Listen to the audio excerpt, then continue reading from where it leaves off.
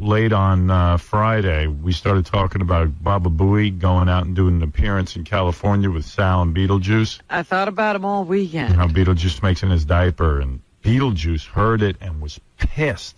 Really? Oh, my God. He was in the car with Bob Levy driving to the airport, and Beetle was freaking out. When we were talking, he was in the car listening? Yeah. This came in right after the show ended. All right.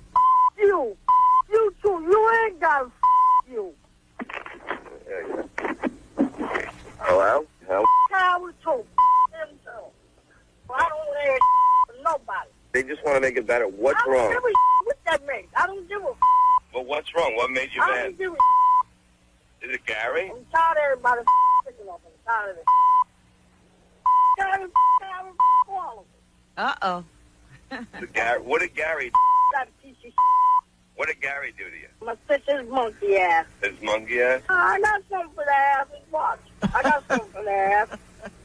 Do you want to sit next to Gary or Sal? I ain't saying next to no body. But you don't sit next to Gary? Get away from me. You want something to say about me? You ain't out. Everybody.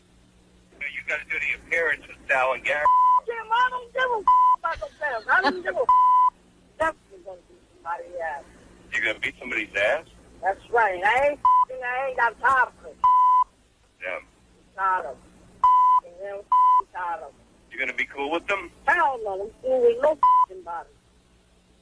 Everybody else want to talk about me too?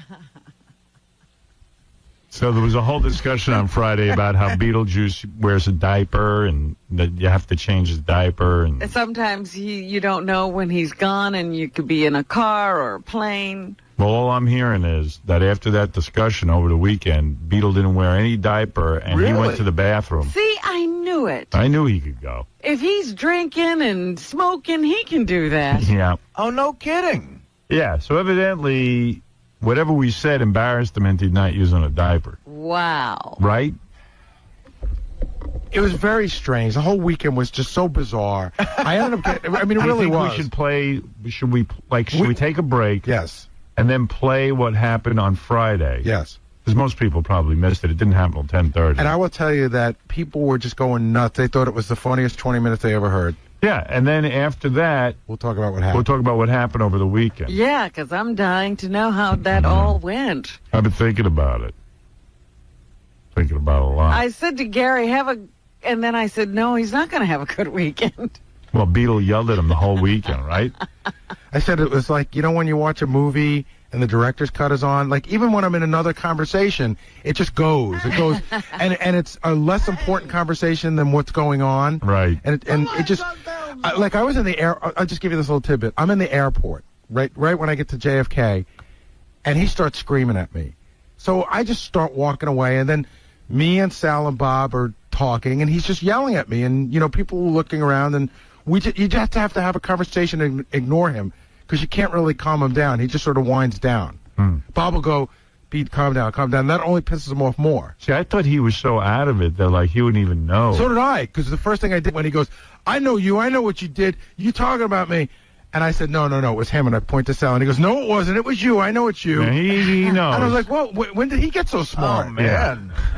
He's been playing dumb all this time. Every once in a while, I'd look at the clock this weekend, and I'd say, I wonder what Gary's doing right now. But I will tell you, the flip side of that is we're walking down Hollywood Walk of Fame, and I go, where are we, Beetle? And he goes, East Atlanta.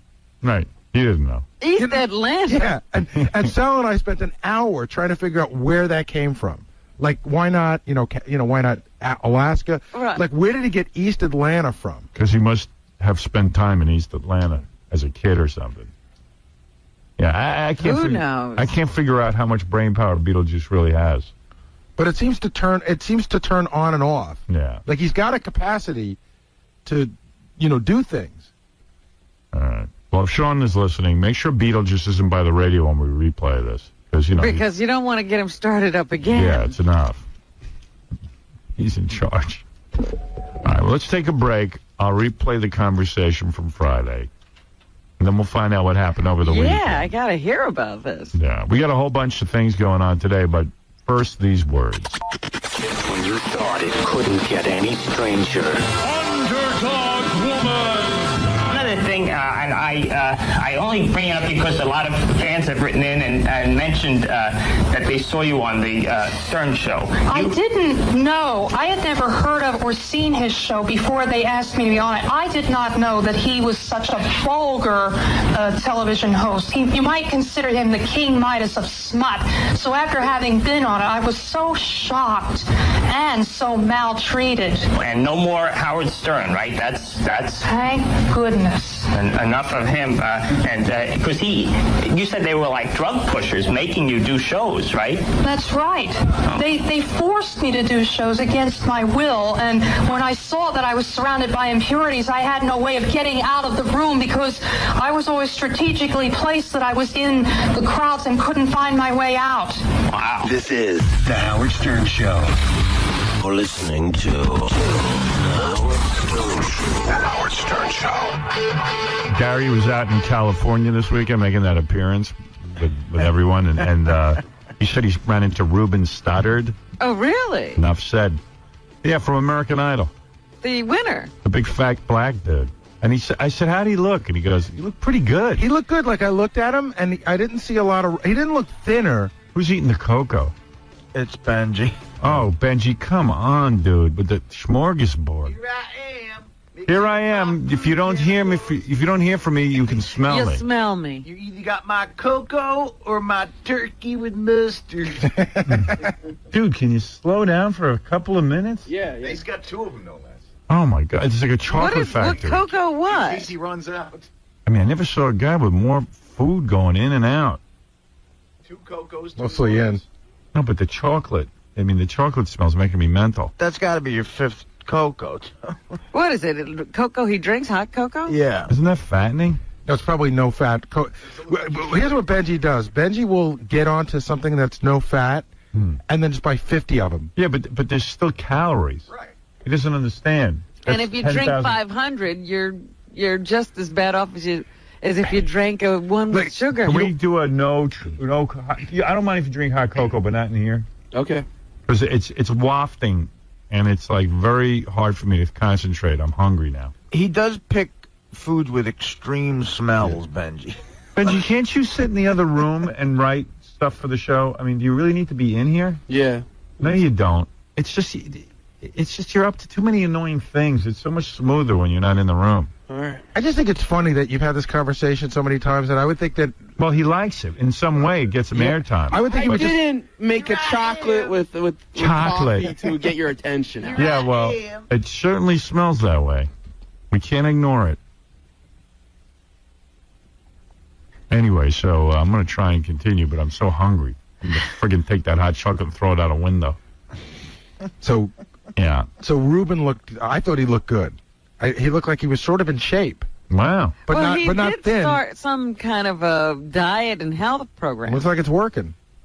Said you were on the plane, too, with Carson Daly? So Carson Daly... Yeah, what's his deal? He's just, he got the sunglasses on and a hat on. He was out for some comedy thing with Big giant sunglasses? Yeah, big sunglasses. He was out for something with Jimmy Kimmel. I can't remember, some comedy show or something. Wow. But then I went to go to the bathroom and I saw this really hot chick sitting in the front row. And with the dog? With her dog, yeah. And it was a weird dog too. It was like a little hairy dog, like a Chihuahua, but with a lot of hair. Yeah. And she goes, "Hey, how you doing?" So I looked behind me because I'm sure she's talking to another guy. She goes, "You don't remember me, do you?" And I go, "No, I'm sorry." She goes, "We did Hollywood Squares together." And then I remembered it's the girl from 8 Simple Rules About Dating My Daughter, 𝗪cie_𝗿𝗄𝗿. Oh, yeah. 𝗪cie_𝗿𝗄𝗿. Is she the hot daughter? Yes, she is. I don't know her. Well, you never watched the show. No. She looks real hot. I remember Gilbert and I were like salivating over her at Hollywood Squares. We were, I remember Gilbert goes, "Oh my God, look at her." 𝗪cie_𝗿𝗄𝗿. That's like you got to be hot with a name like that. I watched the show when Spade took over a couple times, and I think she's smoking. She that is. chick. Yeah. And then so when I got home, the first thing I did was I went to IMDb to see how old she was, because in my mind I thought, oh, she sort of likes me, and I found out she'll be 20 in November. Oh, really? Yeah. Well, she was with her mom. She was the teenage daughter. I'd do her. She looks older on the show. Yeah, she looks older. If she looked young, I would enjoy her. I think she likes you. Yeah? She always seems to be, seem to be positive about you. I'll give her the hot beef. In fact, I think she even mentioned to me, I sort of heard her say something like, oh, maybe I'll call in, maybe I can call in this week or something. Well, I wonder what she would feel like. Oh, my. She's 19. Oh, stop. Not long. What a terrible thing to say. Well, it's true, though. She's adorable, man. Yeah? 𝗦𝗵cie𝘄𝗿𝗱? 𝗦𝗵cie𝘄𝗿𝗱. Yeah. I'm cuckoo for Cuoco. Yeah. Gary, talk about Beetlejuice. Can I give you a 10-second setup, Howard, and then on Monday I'll tell you what happened? Right. The thing that I'm upset about is that I'm in a car with Beetlejuice for like over 300 miles this weekend. There's a whole bunch of places we have to go, and I found out that Beetlejuice wears a diaper, and he goes in his pants, and he doesn't tell you when he went. So I said, I don't know if I really want to spend 2 hours in a car with the guy that Goes in his pants. Right. So I'm trying to get out of that. But Sal brings a diaper bag, right? Sal's in charge of Beetlejuice. It doesn't make anything extra for it. So like, Sal has to go, Beetle, did you go? And then Beetle denies it. And then Sal has to look in his pants to see if he went. And then change his diaper. Does Beetle let you open his pants? No, you could smell it. Yeah, but how do you change them? I put him in the hotel room, I turn on the tub, and I shut the door. And I leave it be. And He'll take care of the cleanup. You trust him to turn off the tub? he does turn off the tub. He cleans out the tub, but everything goes in the tub. Oh, and then what do you do with it? I don't do anything. I don't share the room. I put him in the tub, and I walk away. All I know housekeeping has a turd in the. I think it dissolves in. He must turn on the hot water or something. Makes you feel good about checking into hotels. This is what I heard. The last time they were out, Beetle just didn't have the diaper on. Somebody forgot to put the diaper on. An accident occurred, and they had to send, like, somebody's girlfriend had to go to Kmart to the kids section to buy all new clothes. Yeah. Like, there was no extra clothes. Does he get embarrassed when he does that? No, he's clueless. And you know, here's the funny thing: he was in the car with Bob Levy last week, and he did it in the car. And Bob rolled down the window and started gagging. See, this is what I'm not looking for. And Beetlejuice says to Bob, "What's your problem?" He goes, "What's your problem, pal?" But see, I'll tell you right now. And Bob's that's no way to drive. See, I swear to God, Howard, I'll get out in the middle. We're going to Palm Springs. I will get out in the middle of the desert and call a car. I swear to I will not. I'd say call the car before you You're have probably to do right. that. Sal, you can't change him in the car? Oh, no. That's disgusting. I mean, between Gary's breath and Beetle's ass, I don't know what. I'm the one who's suffering. Jerk. So that's Did Beetlejuice always wear a diaper? Apparently. Evidently, we didn't know. Oh. How did you get in charge of his diapers? I have to, we do shows together, so... But Sean doesn't go and do all that? No. And I feel, you got to take care of him. Howard, it's Beetlejuice. You know what Beetlejuice's day was like today? Apparently, they leave him on a corner in New Brunswick with a bag where Bob Levy picks him up. I said, anybody could go by and say, "Oh, Bob Levy, get in the car." Yeah. Bob Levy picks him up, and then him and Sal are with him on the plane. You know what I mean? I mean, it's not They like... leave him on a corner. Yeah. He's going with you guys? Yeah. Yeah, he is. So they're all going to be on the plane together. Let me ask you something. You don't think you can train Beetlejuice to go on the toilet? I don't know, Does he pee in the diaper, too? Everything, the works. Wow. Dude, it's like being next to a walking porta potty. Wow. Like an outhouse. And must reek. I mean, that's an adult. I said, even my child has, like at 3 or 2, my child has the ability to tell me that he went. I just think he's being lazy. I think maybe he was never taught. Yeah, he could be taught. You guys could teach him how to go. Well, it's a little late, don't you think? I don't think so, Howard. I really don't. He could be shamed into He it. doesn't even know he's black. He thinks he's Italian. I mean, he doesn't. I'm telling you. He's black? You always see color, don't you, Sal? He thinks that Sal the stockbroker and the guy that babysits him, Sal, are 2 different people. Yeah. Totally. Oh, really? Like, he thinks the guy that's in here is Sal the stockbroker. That guy he knows. And then there's a guy, Sal, that babysits him, but he doesn't know they're the same guy. Yeah.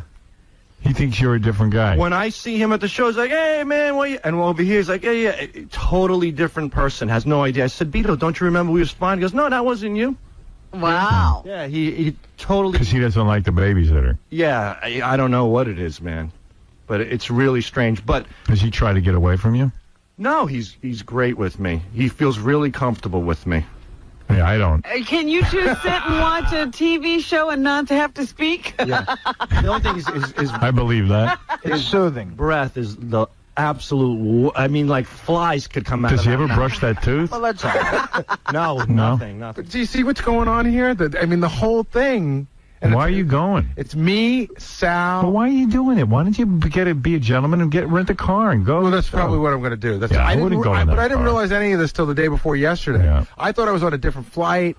I thought that, like, You're on a flight with Beetlejuice and Sal? yeah, Oh, yeah. my. And then I found out. But here's Howard. I found out this is the worst part of it. We're doing this thing in Palm Springs on. What if Beat goes in his pants on the plane? That's what I'm saying. I'm not involved in That's that. what I'm saying. Howard, we're doing a thing in Palm Springs on Saturday night, right? It's a 2.5-hour ride to the airport from Palm Springs to Los Angeles Airport. 2.5 hours. Me, Sal, Beetlejuice in a car for 2.5 hours. Don't do it. I'm not gonna. Rent a car and go. That's what I'm gonna have to do. I'm gonna rent the car for the whole weekend. Yeah. What about me? You're in You charge of have him. to I didn't take care of it. I didn't make that deal. You did. I'm the Mother Teresa of black retarded midgets. I mean, I haven't figured out why Sal babysits him. He doesn't get paid. Because it helps his gait. Yeah, I mean, Sean helps me out with, he combines us together on gigs, and I help out Beetlejuice. Is it worth it? It's not that bad. I mean, if he stinks, you throw. So far, I haven't been in a position where he did a duty in a limo or on a plane. But it could happen. Yeah, it But could he probably- does it in the car. Yeah, You got a long trip out to L.A. that's what I'm worried about. How man. long is that plane trip? Usually 6 hours. 6 hours. You're going to have to change his diaper. I don't think I could, dude. It's going to be bad. Oh, my goodness. Well, then have the stewardess do it. Yeah, can you see? They'll have to lay him in the middle of the aisle. Yeah, you should dress him up like a baby. Stick him on a changing table. Are you first-class tickets? Are they first-class tickets? No. I'd rather sit next to a guy with a turban and big shoes than Beetlejuice on that plane. A man. guy, I'd rather sit next to a guy with a box cutter. Right. And I'm totally pretending I don't know you guys when you start the scene of whatever it is that. Oh, Mr. High and Mighty. I'm sorry. Big shot. I did not sign up. I love how Gary. Baba Big Shot. I did not sign up for that. Gary's a big shot because he doesn't want to change a guy's diaper. Oh, jeez. Yeah, Gary. Stop being full of yourself. Howard. When did you time get out so high and mighty? from Mr. Big Shot. from L.A. tomorrow morning, right, to the appear. We're doing a sit and sleep in Norco. That's 70 miles.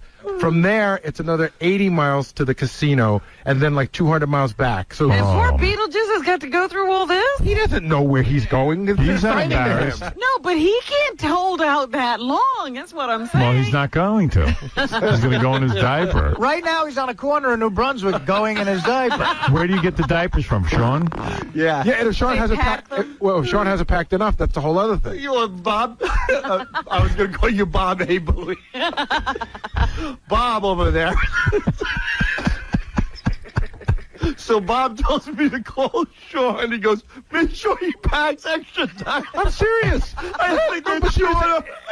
Am I nuts to It say? was so embarrassing. I called up Sean. He goes, hey, Sal, what's going on? I go, do me a favor. Jerry wants you to pack extra diaper. Is that wrong? There was like a pause. He's like, what? Of course, you know what the funny part is? Sean can say whatever he wants. He's not going. I know. Am I wrong to feel a little odd about the whole situation? Yeah, I mean, first of all, it's Sal's doing that Beetlejuice is coming. Right. You just are going out for an appearance. Exactly. You I had had nothing no to do idea with it. I had no idea that the Beetlejuice thing was like. Yeah, now you're part I of that. didn't know that I was part of the circus. Right. Do you know what diaper it is they use if Beetlejuice should run out? Was it Huggies? They're bigger than my kids, I can tell you that. I think it depends for midgets. I don't know what they are. They probably are. But when he... I mean, Beetlejuice is a midget. He's not a baby. High Pitch was in the car behind us. He wasn't even in the You car. said it was High Pitch? And High Pitch was in the car behind Behind us in Boston. Levy's throwing up out the window. I'm renting a car. But you know what? I said, what am I thinking? I'm renting a car. Of course you are. Who would be in a car with that? That's crazy. Are you going to sit in the back with Beetlejuice? At one point, this is the other thing. Sal thinks that I'm being Mr. High and Mighty. I said, well, you got to put Beetlejuice in front. Forget about even the going in your pants. Forget if that doesn't even happen. You know, he gets on these jags where he doesn't even know who I am, and then he what is he doing here? Starts yelling at me, telling me to go F myself, and I'm like, they're gonna be in a car for hours getting yelled at by him. What am I gonna do? The trip is gonna cost you $600. Oh man. Oh, what a nightmare. Oh yeah, that's the punchline to the whole thing. I just got my tax returns yesterday. I'm working for free this weekend. It's all going to my taxes. Oh, yeah. You know what I mean? So, I know. So, I was all excited about doing this, and now it's for nothing. It's for Beetlejuice now. Yeah. Man. I don't know, but that's really bad. I mean, I didn't realize he was diaper trained. I got to tell you, I didn't know any of this till about a week ago. How many diapers does he go through a day? Do you know? I have no clue. I mean, you don't check him. I mean, because he could be wet. He might not. No, I would Why never. don't you guys just sit him on a toilet every 2 hours like a dog? He must be full of seriously. You know what I mean? Like you take your dog for a walk. Yeah. Or give him a litter box. Oh, God. Seriously. He must be full of rashes. Because if you go in your diaper and you don't change it, there, you sit there. You and get it's an adult. these gross rashes and stuff. Yeah, can you imagine? Do you have to put the Decident ointment on? I mean, again, I don't want to get too graphic, but how does he, you say you just stick him in a bathroom? Yeah. And he can clean himself and get new clothes But what do you on. think he does? Yeah, I'm sure it's not a great job. What happens to the diaper? That's what I think happens. I think that he was in a situation where he took the bath and forgot to put the diaper on. and he Yeah, but what does he do with the dirty diaper? He I don't go in there, Howard. You hear? I turn on the what does the hotel say? I don't my know. goodness. And he goes and we go in the non-smoking rooms. As soon as he gets in, he lights up. As soon as he walks in, he's got He can smoke. He can learn to go to the bath. his pants and he's Well, I do that. I go into a non-smoking room. You know what? There should be a law. Smoke. If you can't go into a toilet, You can't smoke. you can't smoke. But Howard, he can get a cigarette out of a pack and work a lighter or matches. Certainly he can figure out how to go to the Of bathroom. course he could. He's addicted to nicotine. He's lazy. Yeah, they just don't make him go to the You bathroom. know what? Tell him to get a cigarette after he sits on the toilet and goes to the bathroom. Yeah, no more diapers for him. Well, we'll say no cigarettes until you go in the toilet. There you go. That's right. That's it, Sal. Start taking the initiative. And if you mess your diaper, you don't get Yeah. a cigarette. You don't get to eat. I'll cut off your oxygen if you're making your pants again. How's that? And how about asking for another $50 for doing it? Daddy understands. Oh, man. It's bad. Man. That's all this weekend. Were you guys appearing? I might go. Tonight we're in L.A. Tomorrow afternoon we're at the Sit and Sleep in Norco. And then we're at the Morongo The Casino? Morongo Casino tomorrow. Because when he does those appearances, a lot of times he's in costume. He ain't wearing a diaper. No, he's in a diaper, dude. He gets on stage in his shorts and his T-shirt, and he does his thing. Howard, I had no idea any of this was going on. I just happened to hear Sal say, yeah, I got to make sure I'm packed enough diapers. And I said, why? I did not know this was going on. Well, Beetlejuice will get upset if you tell him he's wearing a diaper. Yeah, I know. I've confronted him on it. I feel- And then he starts yelling at you. I feel bad with that. He's embarrassed enough about it that he could probably learn to be Right. toilet trained. Yeah, I mean, he knew what he did in Levy's car when he said to Levy, "What's your problem?" My favorite is after our trip to Vegas last year, Levy called my answering machine with Beetlejuice, and Beetlejuice got on and said, "Hey, Artie, you're a mess." Yeah, you're in for some weekend. And then Jim Florentine's with us, and Jim's always pulling pranks, and he's farting next to Beetlejuice. We went to Wendy's. I had no idea that this was going to be like this. Yeah. What are you going to do with the appearance? You have no routine. No, I got a routine now. Oh, yeah? Bob Levy wrote me some jokes. Give me a joke. I don't remember. I haven't looked them over yet. How many minutes do you do? Like 2 minutes, 2 or 3 minutes. But the guy got something. And, I paid Bob, and, he wrote you me- did? Yeah. I would be unfair to just take free jokes. Wow. What is the lineup this week?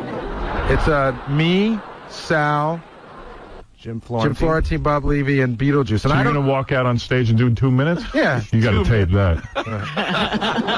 It might be 2 minutes? What'd you pay him for 2 minutes? That's 2 jokes. No, he wrote me like I don't know, 10 Like, hey, jokes. I'm Gary, and, There's a couple jokes about Sal. It's got to me be and maybe Sal. 5 minutes then. Well, you got someone told me in Vegas, Beetlejuice went to the bathroom on the stage. That's what I heard. We were there, yeah. He did. No, we talked Yeah, about that's what I'm that. talking about in Vegas. We talked about that. Yeah. What are you going to do on that flight today if Beetlejuice goes in his diaper? I don't know, man. Like the first hour I in. might just go to the bathroom and sit in the bathroom. It's got, Are you going to sit next to him? Do you have to? That's the problem with me. Like I'm the last guy on the totem pole, so it's like Levy calls me. You're sitting next to him. I'm not putting up with this anymore.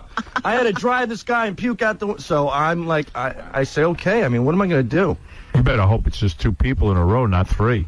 The one because time imagine like some lady sitting next to that Beetlejuice, poor person. and he goes in his diaper. You better say to him, hold it in. It's bad, Howard. Tell him no Wait a second. cigarettes. Would you take him to the bathroom right before the flight and put him on the toilet and say go? No, Because you should. I direct him to the bathroom. I would. But he's got a diaper on. What is he going to do about that?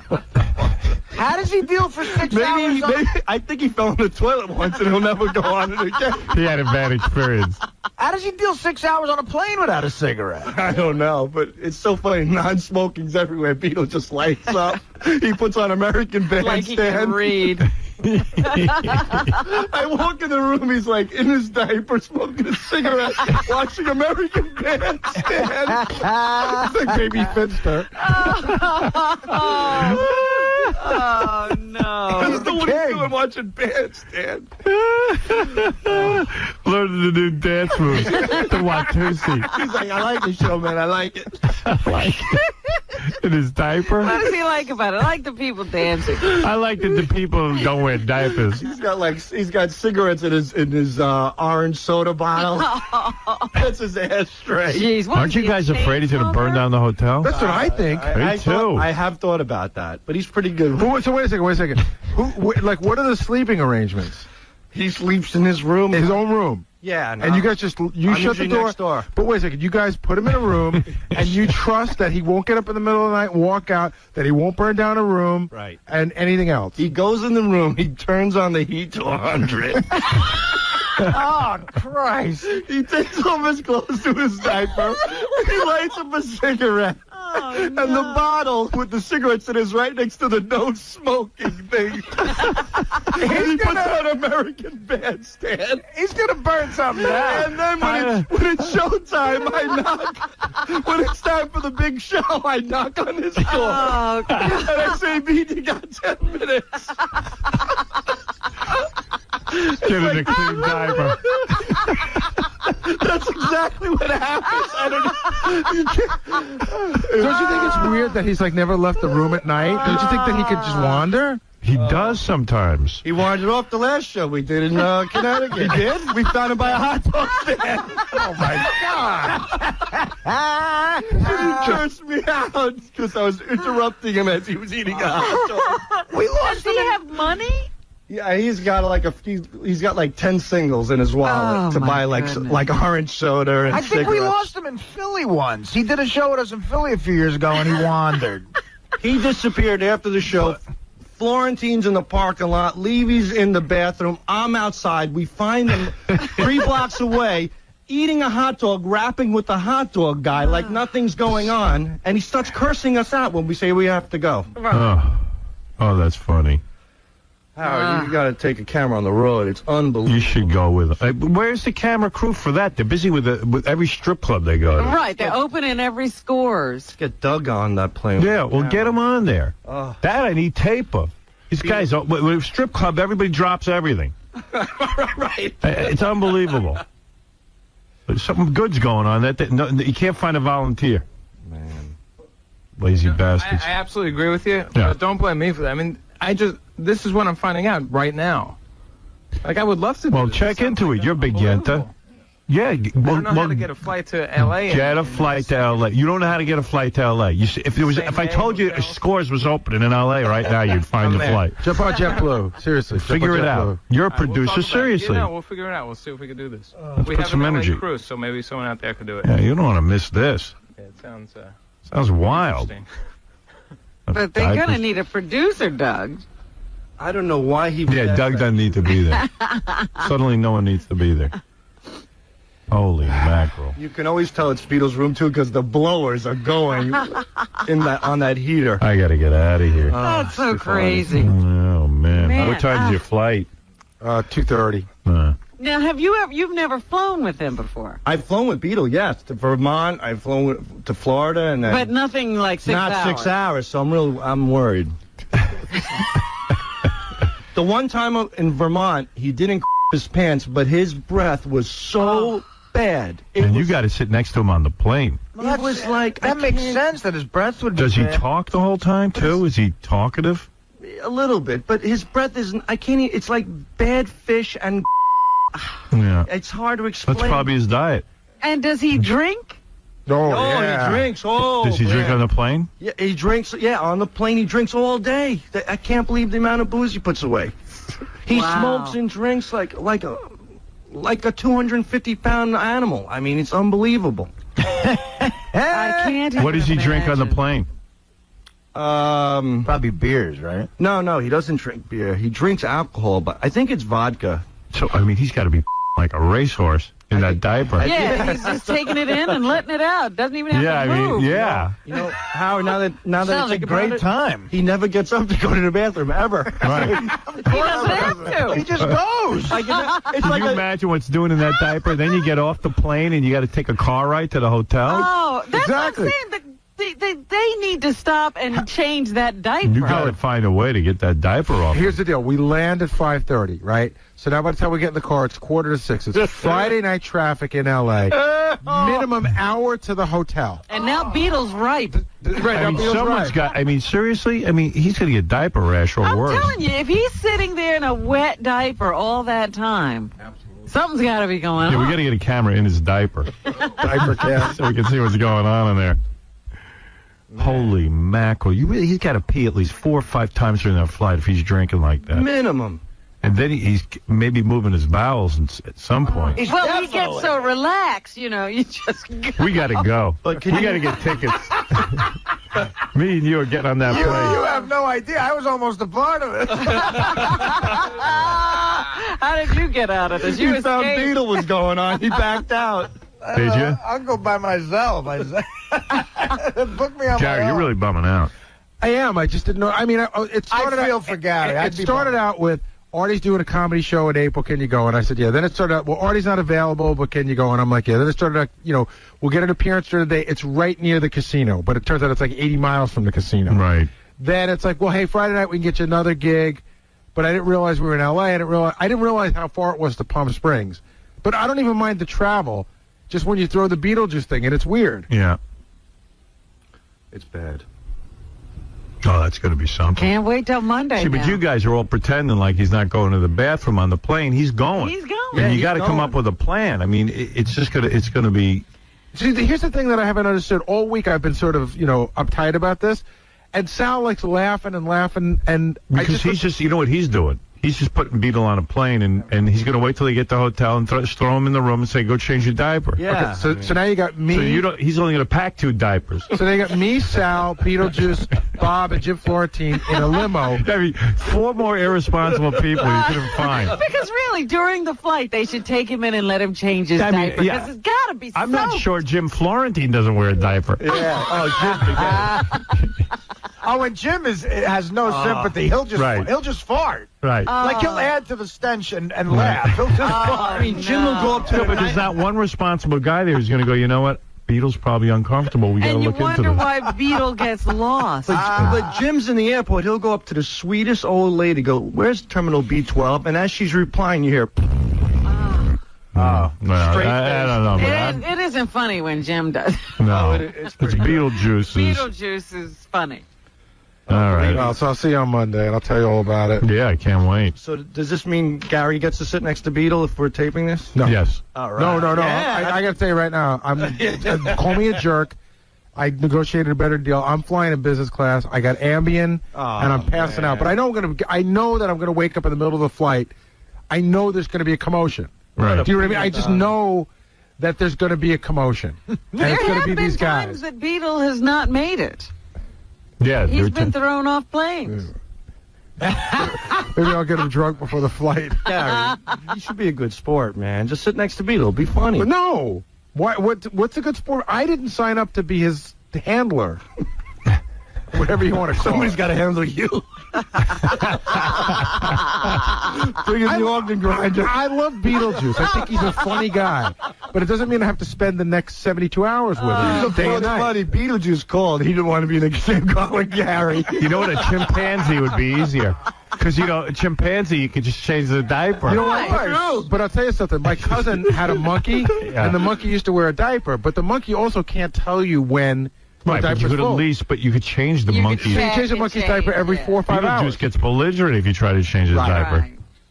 Because all you want to do is just have him just pull it off, throw it in the garbage somewhere, and put on a new diaper. I just don't want to be on that plane under any circumstances. So could you all please alert me whenever and wherever you're going? Got it. Yeah, please. And Amber Alert. Yeah, we do not want to be alert. with you. Oh, man. What are you getting paid to? Not much, but it helps. I need it. Yeah. It helps. It definitely helps right now. So I got to do what I got to do. All right. And he's happy. He's happy with that. I'm happy with that. He's the best. This is Beetle is as bad as can. He knows he's the best. Wow. He's big and It was just as funny listening to it back. Oh, yeah. he knows he's better. He knows what he is. I can't wait to hear what happened once they hit L.A. And he knows what Or just getting on the plane. Yeah. Yeah, once they hit the airport. I got to take a break for... Hey, what's with bleeping the word crap and pee? What's going on? There were bleeps in there I couldn't understand. I said bathroom once. Room got bleeped. Yeah, bathroom. I can't wait to get out of here and just go back to doing what we do.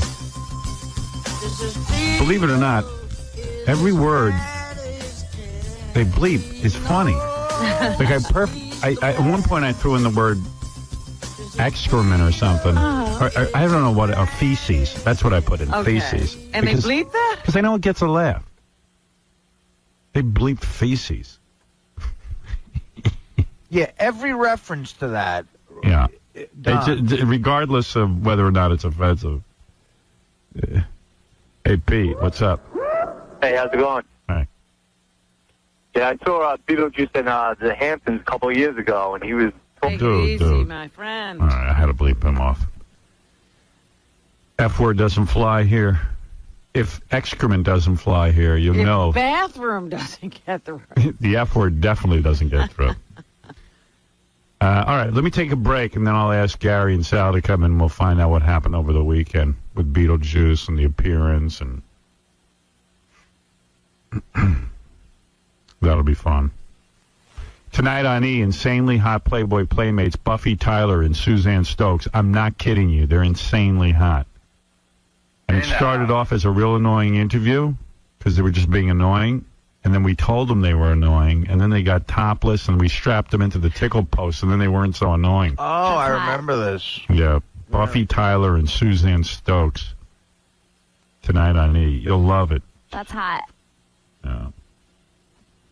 Let me take a break and then because I'm dying to find out what happened. Yeah, this is like the other part of the story we're dying to hear. Yeah. All right. Here's Fred Durst talking about his relationship with Britney Spears. See, that's the reason I ask these questions. I need to substantiate the story so we can prove her wrong. I'll tell you right now. Go ahead. Girl is a liar. Oh. She's a liar. For sure. She's a liar. 1,000%. I believe you. Strike me dead right now. I don't think you need to lie about Poontang. Man, it's unbelievable it's gotten to this point. It's like, that's enough already. You know, whatever happened for a reason, and I did what I did. I believe everything happens for a reason. I have to face the Piper, you know what I mean? But that's the way it goes, and that's what happened. And it's just like, she's just too immature and too... I don't know what she's so worried about, man. The Howard Stern Show. Love Love blossoms like a flower on the Howard Stern Show. The show's ruined today now. You're such a jerk.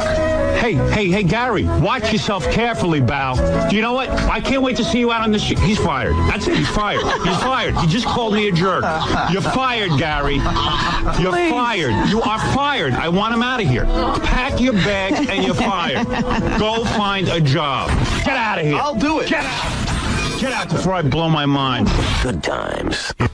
I just want to get to the bottom of this L.A. trip with Beetlejuice. So what happened? Give it to me the best way you can. And Doug, you went out and covered this actually, didn't you? Yeah, it was a challenging weekend. Why? Exhausting. Why was it challenging? Just keeping up with Beetlejuice is quite a challenge. It's never-ending gimmicks and goofs and gags and laughing. It's so much fun. Well, Beetlejuice was pissed because he was driving in the car with Bob Levy when we were doing that rap on Friday that I just played. Bob had already picked him up from the corner. Yeah, so Beetlejuice called in with Bob and was already on fire. You too. You ain't got you.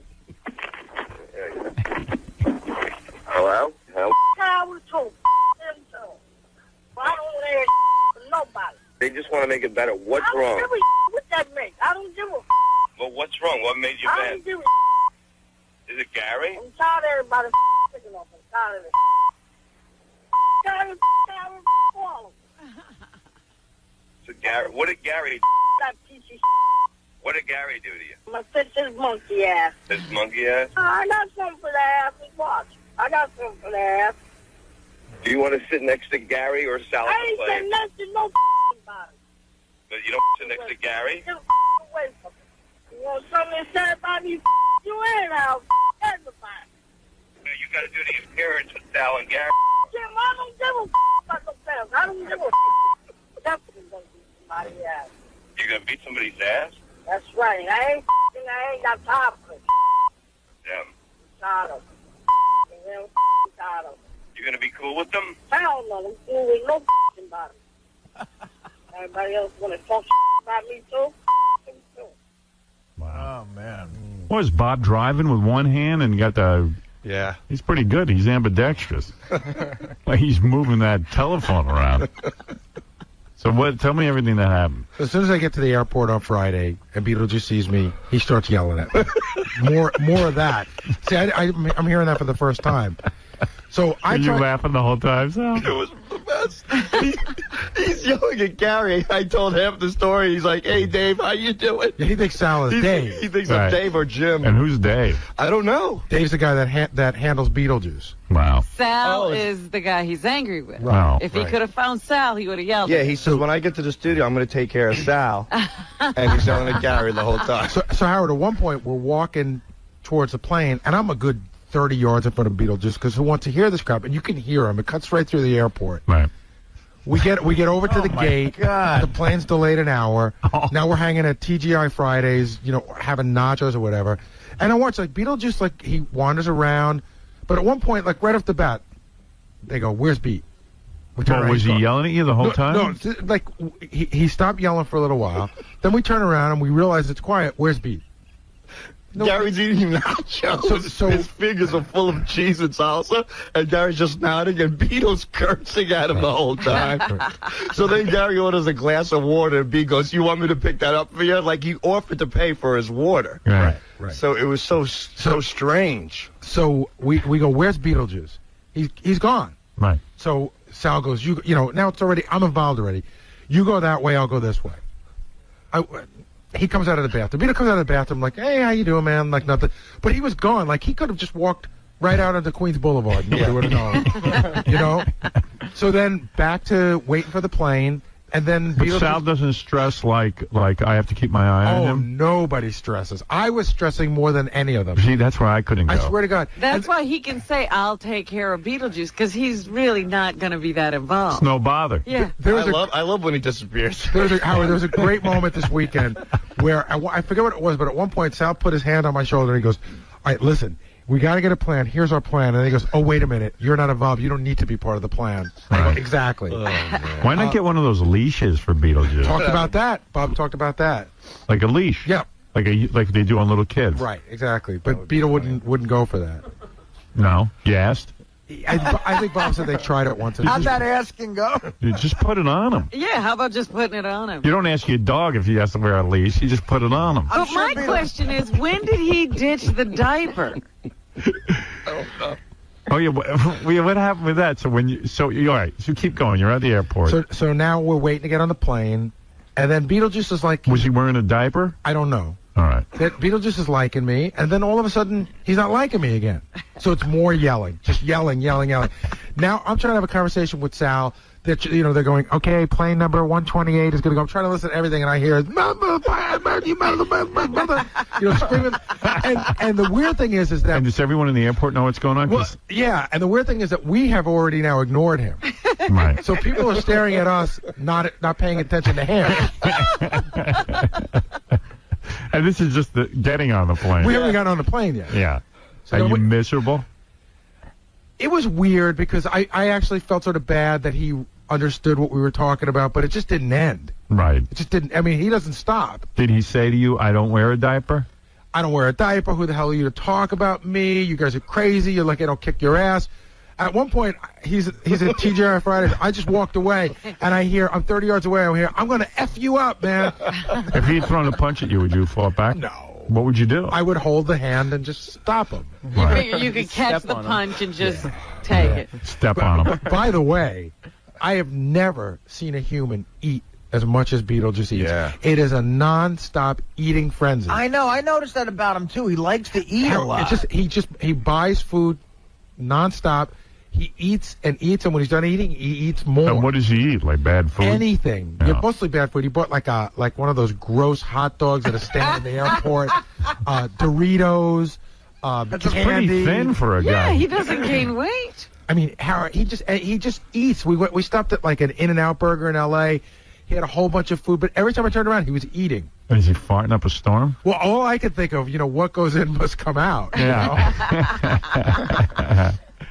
So then we got on the plane, and I went to the front, and I fell asleep, and I didn't hear a thing during the Did you flight. sit next to him on the plane, Sal? I sat next to a lady who he was supposed to sit next to. I couldn't let. She was such a sweet lady, and she saw a beetle, and her eyes almost popped out of her head, and she sunk into her chair, and she looked at me like I had to throw her a raft or something, Right, a life like, preserver, like save please, me. yeah.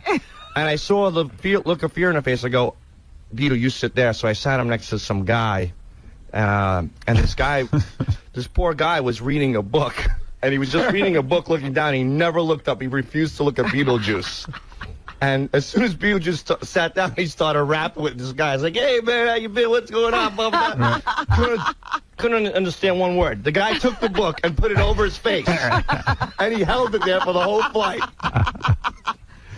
But, now Beetle ate a whole bunch of food and had drinks and stuff before you got on the plane. Yeah. Did he get up and go to the bathroom a lot? Yeah, well, I said, Beat, let's go to the bathroom. He's like, all right, Jim, let's go. So we go to the bathroom. Right. Jim, Dave, Yeah. what is your name? I don't know. So we get into the bathroom, and there's a few, and Beetle's like, hey, go in that one, Jim. Go in that stall. I go, no, Beetle, you go in that stall. This is about Beetle. He's like, no. And he goes, I'm okay. I go, no, go ahead. So I have to kind of coach him and make him Wait, feel this is on the comfortable. plane, sir? No, this is in the, no. On an airport? Yeah. Oh, what about on the plane, though? No, on the plane, no. Did he get up and go at all? Nope.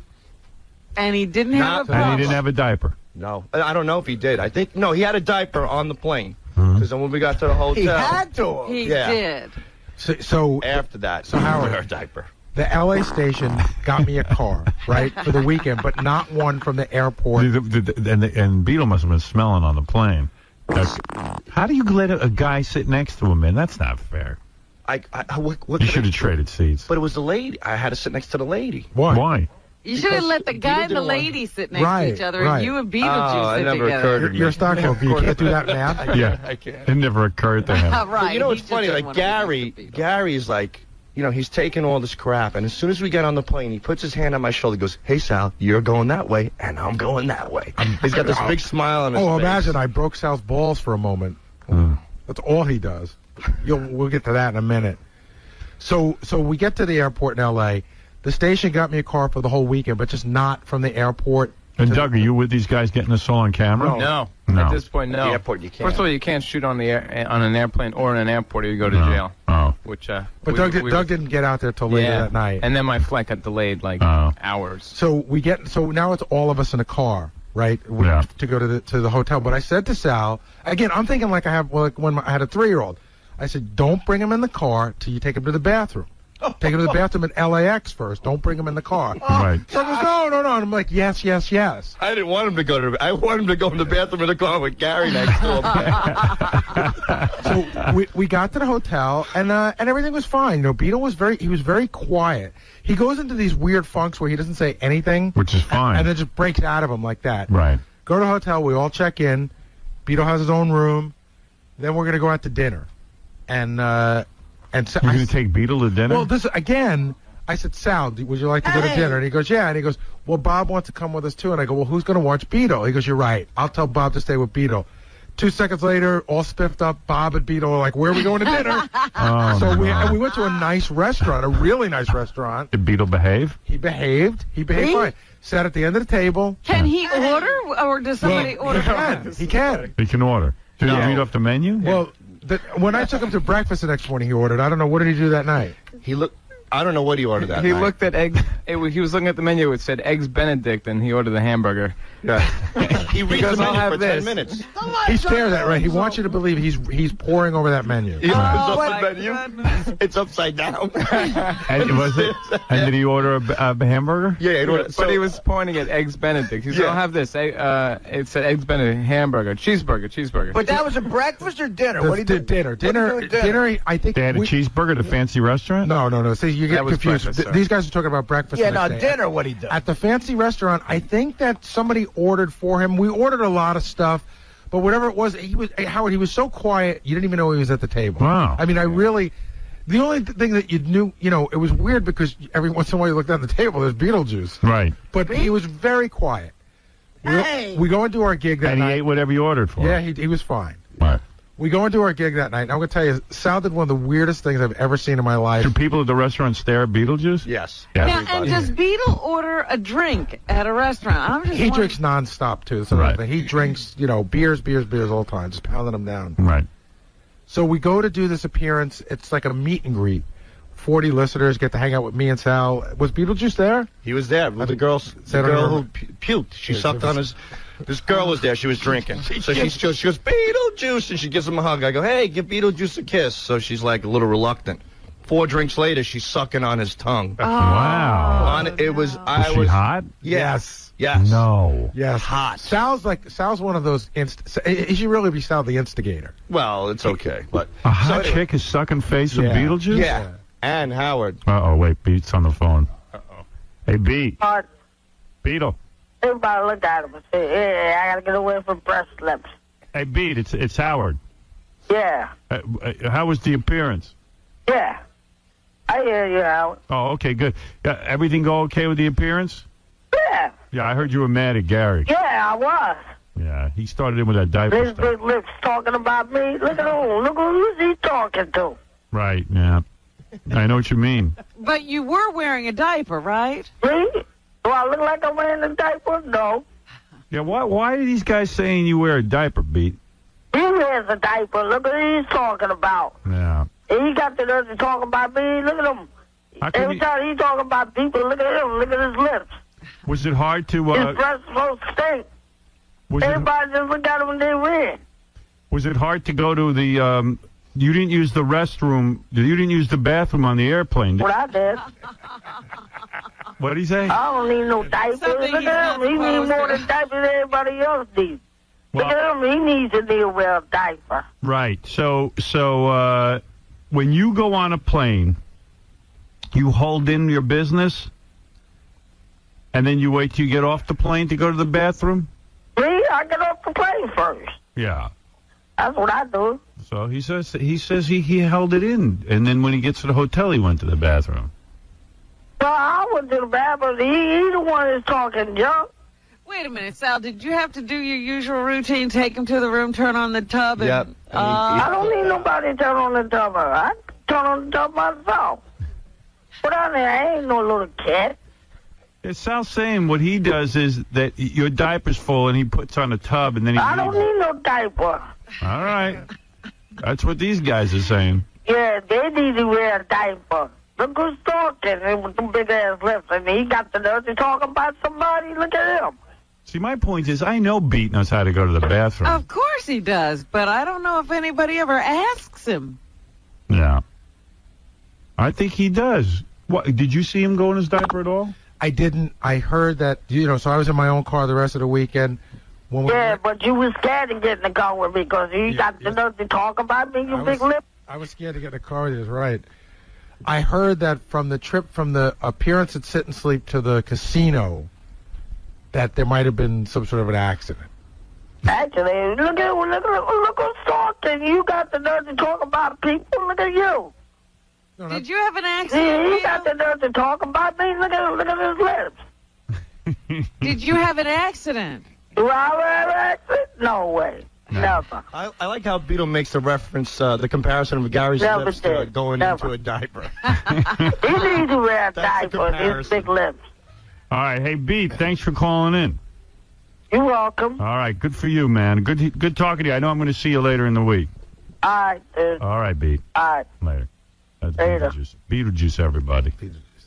I don't get it. He clearly had a diaper on the plane, Sal, right? Right, He he had a had diaper to. on the plane. So He never got up. He even said just now he never wear a diaper. He's supposed to be out of his mind. Pete, you just said you did a #1 on the plane. You never. Oh, look who's talking. He didn't need a diaper for #2. So what is he saying? All right. Well, yeah, so go ahead. So we get to the hotel, and I turn on the tub. I go, Beat, just do your thing. Oh, so you did all that? Yes. Yeah. Oh, okay. But because of what happened on Friday, now he's not participating. Oh, really? Yeah. He's getting Well, I out of look my like I'm room, participating. Look shut at up him. I don't need any help, and I don't need no help. Right. What I think I ain't no little kid. Look at him. He's a kid himself. So what Listen, do no you bad say? Beat. If you make it your pants, so you get in the tub and you wash it off. That's all. Hey, No big deal. I wash myself up every day. I don't know what is he talking about. Anybody can have an accident. Yeah. Robin had an accident in California, And Mexican. I got in the tub. Sal turned on the water, got in the tub. Yeah, Robin had an accident. A lot of people have an accident. A lot of people does. Right. So they ain't got nothing to do with me.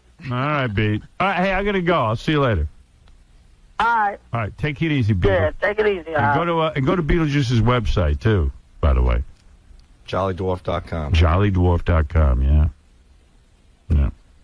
All right, so then he's yelling at me and cursing at me. He's like, I'm not putting on no diaper, ain't no kid, F Gary. He's going crazy on Gary, and he storms out of the hotel room, and he leaves the hotel. Wait, I got tape of Beetle yelling about his diaper. Want to hear it? yeah. You too. You ain't. Wait, that ain't the right one. Hold on. I got it here now. Yeah, but we got to clean up, Beat. What was I cleaning up for? You okay? Yeah, I'm okay. All right, because Gary says, if you go with... God, everybody else. All right. So you all cleaned up? I'm cleaned up. This is when you're taking him to dinner? No, this is in the hotel room. I'm getting it because Gary doesn't want to go out with him unless he's cleaned up. I mean, the guy hasn't gone to the bathroom all day. So All right. we're in the hotel room, and I'm trying to get the tub going. I'm trying to get him going. Everybody keep saying I'm cleaning up. No, we just want to... Everybody think I'm a kid now? I ain't no kid. No, it ain't... Just like everybody else. I ain't no kid. Well, Gary's afraid that you're going to in your diaper, and if you do that, he's I going don't to... wear no diaper. I don't wear no diaper. I don't look like no baby. I ain't no kid. So I look like I wear diapers? Drop it. I don't need no diaper. Oh, my God.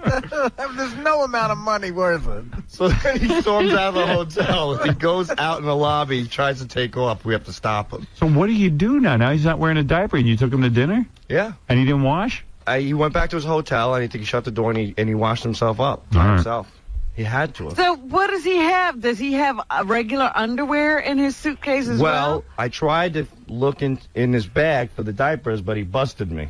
Because we were really worried. We got back in the limousine, and I go into the bag to see the diapers, and I don't know how it happened, but Beetle got out of the car, and he totally busted me looking for his diapers. He flipped out again. What's this? Beetle doesn't know where he is? Oh, that's great. Was We took him out Saturday morning. We were walking him down Hollywood Boulevard to look at the star, the Walk of Fame. Yeah. Just asked him where he was, and he said, I don't know. How do you feel, Beat? Yeah, I feel pretty great, man.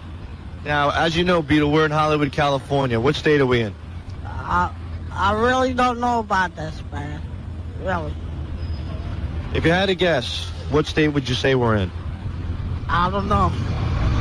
Really, I don't know nothing about this, man. Let me give you a multiple choice. New Jersey, California, or Florida? It could be Florida. All right, so he doesn't know where he is. No, never. So I took him to breakfast, and Howard, he ordered. Like, he sat down. I mean, he looks at the menu. He can't read it, but he knew he wanted a hamburger. And he didn't cause any commotion. Like, people weren't even looking at him that weird. Wow. You know, he ordered. Then we left, and we went to the first appearance. So now, me and Sal and Beetlejuice are sitting at this table in a mattress store. Right. And Sal starts sending me immediately. I'm signing pictures, and Sal's drawing pictures of me. Right? I'm talking about, like, a head on a horse with big teeth. And I thought to myself, well, certainly he'll get bored with this after the first 3 or 4. Howard, you get to this thing, and all you see is these 250-pound gorillas with no teeth and goatees and chain wallets, and I didn't even want to look up. I go, man, it was like night of 500 Brian Phalins, you know? Sal was, like, sort of embarrassed to be there. Why? He was like, how do you handle I wasn't embarrassed. His whole thing was like, well, what's going to go on here? I go, what's going to go on here is everyone's going to come and make fun of you. People feel when they wait online it's their right to insult you. Right. And it's like, oh, my God. So I figured, let me play it safe. I'm just going to look down and draw as many pictures of Gary as I possibly can. Sit and sleep crowd ragging on Sal.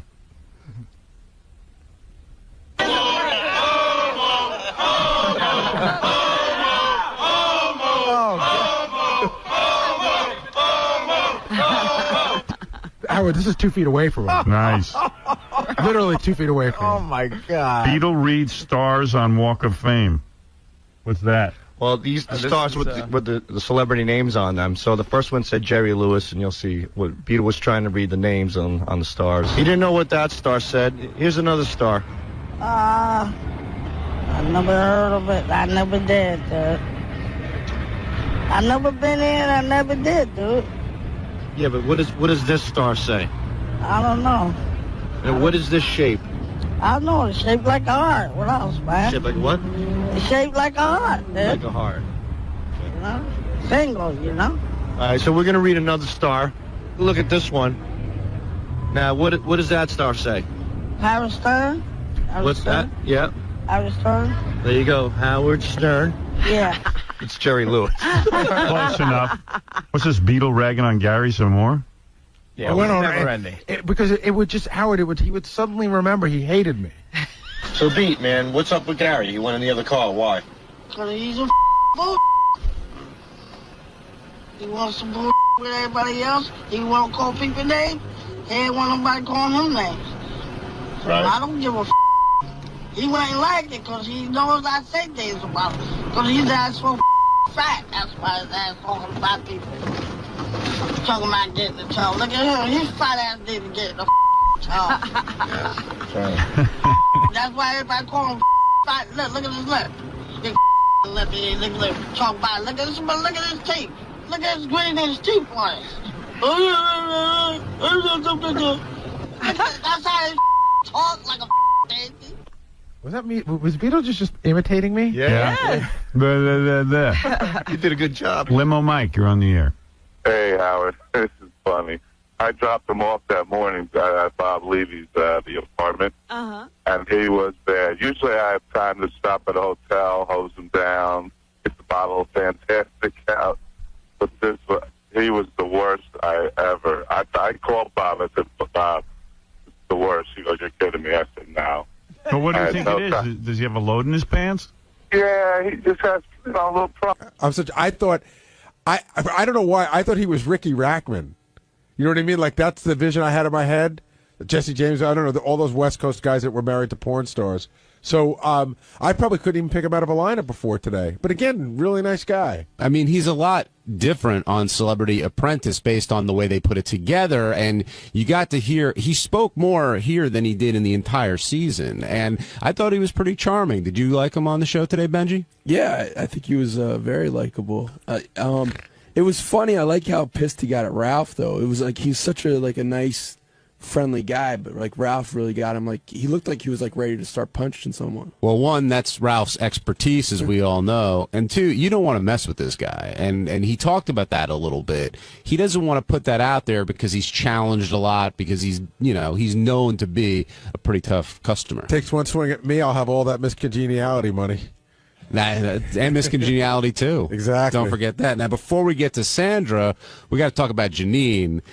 He didn't really talk a lot about their marriage, but you could tell it was a rough ride. Yeah, he kept calling it his nuclear disaster, which is, you never want to have your relationship referred to that way. And I thought that the line really hit it on the head. Howard goes, "It must have been great. You married to this porn star." And he goes, "Dude, everything isn't the way it looks when you see it," and that spoke volumes about it. Yeah, if you missed it, well, actually, I'm sorry. I don't know if you have the line. Yeah, I think I have the line you're talking about. Here's I think this sums it up pretty much. Hit it, Ted. Was it weird for you being married to a porn star for a while? Like, I mean, is it that like guys think that they can have their way with your wife, and I think it she'd been retired for like 5 years, right? And so it wasn't really like on the tip of your tongue, it wasn't like, oh, she's a current huge star, it was like over in the past and she was changing. But then, I think it's harder for her to be in that kind of spotlight, Would you recommend that a guy marry a porn star, or do you think that they have too many problems that it's just too much of a thing to overcome? Just buy the DVD. Just buy the DVD. Yeah, don't even go there. Just buy the DVD. Yeah. Okay. It's better to beat off. That was a line. Yeah, that pretty much sums that up. And were you surprised when you learned that he was married, not today, but in the past, when he was married to Sandra Bullock? That kind of came out of nowhere, and that relationship seems to have stuck for a little while. You mean surprised that they ever got? I mean, at the beginning, again, I'm as guilty as anybody. You don't know anything about people, and you just see them in the tabloids, and you see this guy that used to be married to Janine, who's some biker dude. You see him and Sandra Bullock together, and you go, oh, it must be Sandra Bullock's, like, sort of fling, her wild fling. Certainly they can't really like each other, but I don't know anything about him, and it turns out that they really love each other. Yeah, even he said she figured he'd be a bigot, he'd be this and that, and they ended up doing pretty well together. And Howard found out a lot about how they carve up their finances as well. I think Howard probably got more out of him than he's probably done in any interview. And he even said at one point, he goes, when Howard asked about the sex, he goes, dude, I'm going to stop. I've already said enough. Now, he also gave advice about how you have to listen to girlfriends and your wife, and he's talked about going gardening, and that's the greatest idea I've ever heard. Right, but he said it in such a sarcastic way, as if you have to be really not sincere and go, honey, gardening's great. And he let's go to. They don't have kids together though, right? He's got his own kid with Janine, but him and Sandra don't have kids together. I don't think so. Yeah, so that it's easy to pretend to want to go gardening. That's true. Paul in Philly, you're on the wrap-up show. Hey, how you doing, guys? Good, Paul. How are you? Great. Listen, I just wanted to tell you, I thought Jesse was really good today. You could tell it's like two different guys. I watched a little bit of that Apprentice, and it's like very uncomfortable there. And in the studio, he just seemed like he was at home, with you guys. Yeah, he said, I got to tell you, he told me in the green room, and he said it when he first walked in, too. He said he was extremely nervous about coming on. He'd done 60 Minutes and all these other shows, but to him, Howard was like a different level, and he was very nervous about coming on. Yeah, it just seemed like, he really hit it off with you guys. He was really happy to be there, Yeah, good guy. Good guy. Do you think people can appreciate a guy like Jesse James because of what he does? I think initially you hear, oh, he makes bikes, and he's a he just makes bikes. You know what I mean? Like again, I don't know much about motorcycles, and this much what I'm about to say I learned from Fred. Fred will talk in a minute because he just showed up. But I didn't realize that to me a motorcycle is a motorcycle, and that there are guys who make motorcycles that's like a piece of art if you're into motorcycles. It really is. I mean, it's one of the few things that you can buy. I mean, when he was talking, he said the most expensive motorcycle that he made was $300,000. When you think about a handcrafted, personalized motor vehicle for you, that's a bargain. I mean, if you can afford $300,000. That was the other great part of the show this morning was when he offered Howard a bike, to make Howard a bike, and Howard said, first of all, listen, I could buy my own bike. There are millions. Tim came to my office and started jumping up and down again and going, I can't believe he's not going to take the bike. Why won't he take the bike? He's got to take the bike. Tim was very excited out there. What he should do is he should get a Howard wig and go up to him and say, I was just kidding out there. I mean, I really want the bike. Now send it to Tim's address. Now, Fred, you're an expert in this field. I don't know about an expert, but well, you're knowledgeable. There. Knowledgeable. How good is Jesse James and what he does? He's definitely one of the top 5 bike builders that there are around. I mean, somebody brought up Indy and Larry today. Rest in peace. He was one of the greats too, and there are guys that are like that. And I really think it's like the last frontier in terms of like customized cars and bikes and things like that. People don't customize cars that much anymore because I think they all look the same and they all look like jelly beans. But at least with a motorcycle, it's like the last frontier. It's kind of like being a cowboy. That Orange County Choppers, are those guys just an interesting show, or are they really good motorcycle makers? You know what? The jury's out on them. The real aficionados of bike building, they poo-poo them. And I'm one of the few people that doesn't, because I think anybody that brings bikes into the collective consciousness of the United States and makes them more acceptable and makes them appealing to the masses, that was one of the things that Jesse was talking about this morning. When you're riding in traffic, people have no respect for motorcyclists. I mean, they barely have enough respect for other cars. Well, I think but when you're on a motorcycle, you're very vulnerable. I don't know why this pisses me off. I'm always very respectful. Like a motorcycle guy, if he's in front of me, I like to be very far behind because I always think if he falls, I don't want to run him over. Right. The thing that always pisses me off about a motorcycle guy is when he goes between cars. Something, I agree with that, and I think in New York State, I mean, there's certain places in the country where I think that's legal.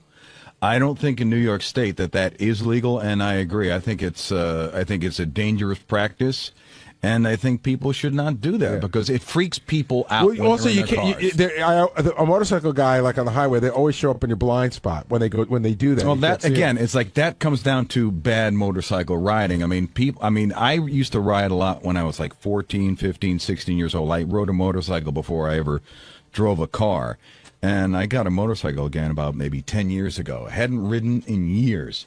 Maintained my license, hadn't ridden in years, and I.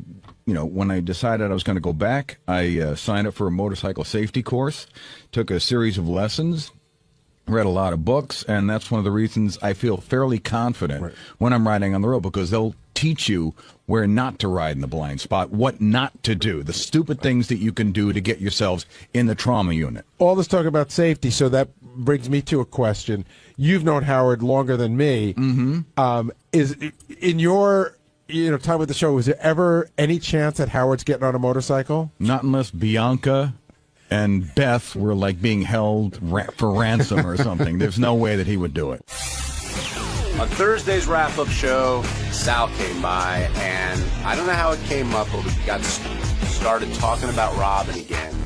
And Sal at first was trying to explain himself, but then he broke down a little bit, and it led to a lot of good conversation, a lot of controversy, and Robin eventually coming in here to confront him on what's going on in Sal's mind. And I've been trying to figure that out for 3.5 years.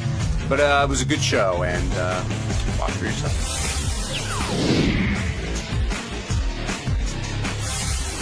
Why are you so glum? I'm not glum.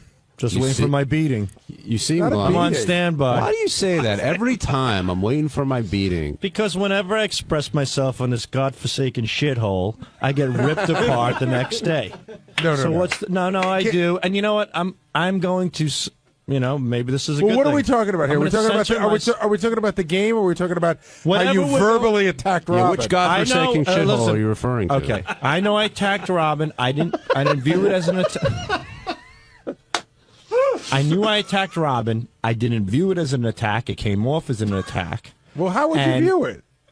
In other words, you just said, I know I attacked. Without being redundant, it was constructive criticism that she took personally. And I know a lot of people feel that way, and I'm sorry. I'm sorry that I offended Robin. That wasn't my intent. But if somebody else gave criticism, it wouldn't be as bad. I always have to be the guy that stepped on in See, the that's end. not true. That's wrong. That's just not true. No, it is. It's true. It is. Because I'm the only one. I'm the only one that gave Robin good advice, as far as I'm concerned. No, you're the only one that gave her that advice, and you think it's good advice, and that's you could think that, but I can. You don't. You're not better than me, Gary, to tell me. I'm not saying I'm better than you. I'm saying you don't have the ability to recognize that you took a solid 10 minutes on the wrap-up show to talk about how Robin is literally single-handedly fucking up the show, and it's your opinion that she's fucking up the show, and we don't say a word, and we let you say whatever you want, and you don't have the ability to think that she might be offended by that. Well, you interpret it as me saying she fucked up the show. I said I would prefer if she just slowed down a little bit. And that's what I really said. Slow down. Know your place. Slow the fuck down. And that's it. And then it just turns into this whole... So, you know what?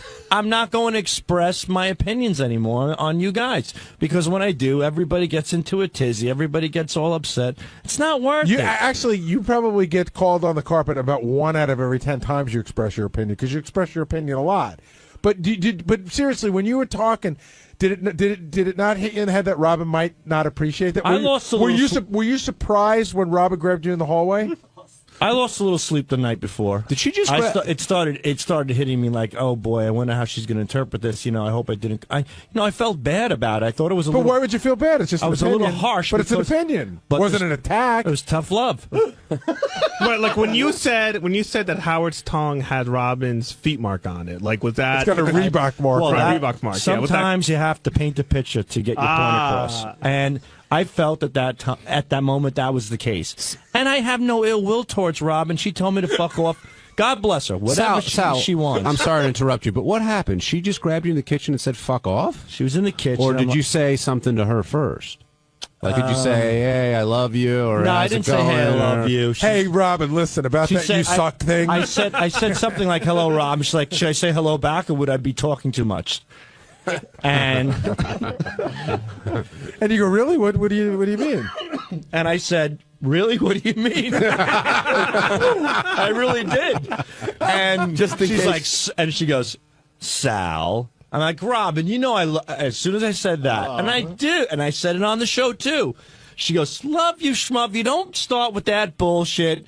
Just because you have, and she really laced into me. She's like, just because you have problems at home and blah, blah, blah, and you have the ability to stand up to your wife and you have issues with women, you think you could take it out on me. I'm like, no, that's not the case at all. I go, Robin, that's not the case. I go, I just want to let you know that in certain circumstances, I think you chime. And she's like, fuck off. And she turned around with her cup of celery juice that's going to go up her ass in the next 5 minutes. And I said, Robin, I go, let me. She goes, take another step. I'm throwing this in your face. And I'm like, whoa, and that was it. And you know what the greatest part is? The thing is, I really feel bad. I don't like to have tension between people, especially your coworkers and your friends. I feel bad about it, but it bothers me. Like, I don't know. Like, I expressed how I felt, but it's not worth it. I don't think you expressed it in a way that somebody would like. You thought it was constructive, but it really did come across as a bit of an attack. And my favorite part, by the way, is how you made a point of telling us that day, I'm not going to be one of those fucking assholes that says, I love you, Robin, but. And all you've ever said, starting every sentence, including when you saw her in there, was, I love you. Yeah, that's true, but I said that I'm not going to be an asshole that says I love you, but because I really do love her. Like, I'm not going to be a liar. That's what I meant. Like, after, on the show I'll take 500 shares of Logistics, please. You need a decipher from, like, the ＤaVinci Code to figure out what Sal means when he says shit. When you get caught in a conversation with Sal, I do understand why he was so successful at selling stock. Because he really tells you. Like, sometimes I would walk out of there confused. Well, that's because he says 3 different opinions that often contradict each other in one statement. I said what I meant. What? And Robin walks all over Howard? That I care about Robin, but I felt lately she's been chiming in too much, and I meant that. I expressed it in a harsh way that she took offense to it, and I'm sorry that she took offense. Can I just ask, I don't like the tension. I do like Robin, and I think she's great at what she assuming your does. criticism comes from a sincere place, did it ever occur to you that maybe a 25-year broadcasting veteran didn't want to hear the opinion of a stockbroker? Or like wise man, more like a 30-year veteron. Robin's been on there for like 30 years. A wise man learns from a fool. A fool learns from no one. What? It's exactly what I said. If you guys can't interpret that, a wise man learns from a fool, and a fool learns from no one. So that means there's always something you can learn, whether God. No, what it means is a fool has the inability to learn nothing, but a wise man should listen to the fool. Yeah, you can learn from a fool's mistakes. You can learn from a fool and a fool's actions. But there's always advice to be given. So who are you in the scenario? Who are you? Unfortunately, I'm the fool because Robin has the experience. So I'm putting Robin on the pedestal here.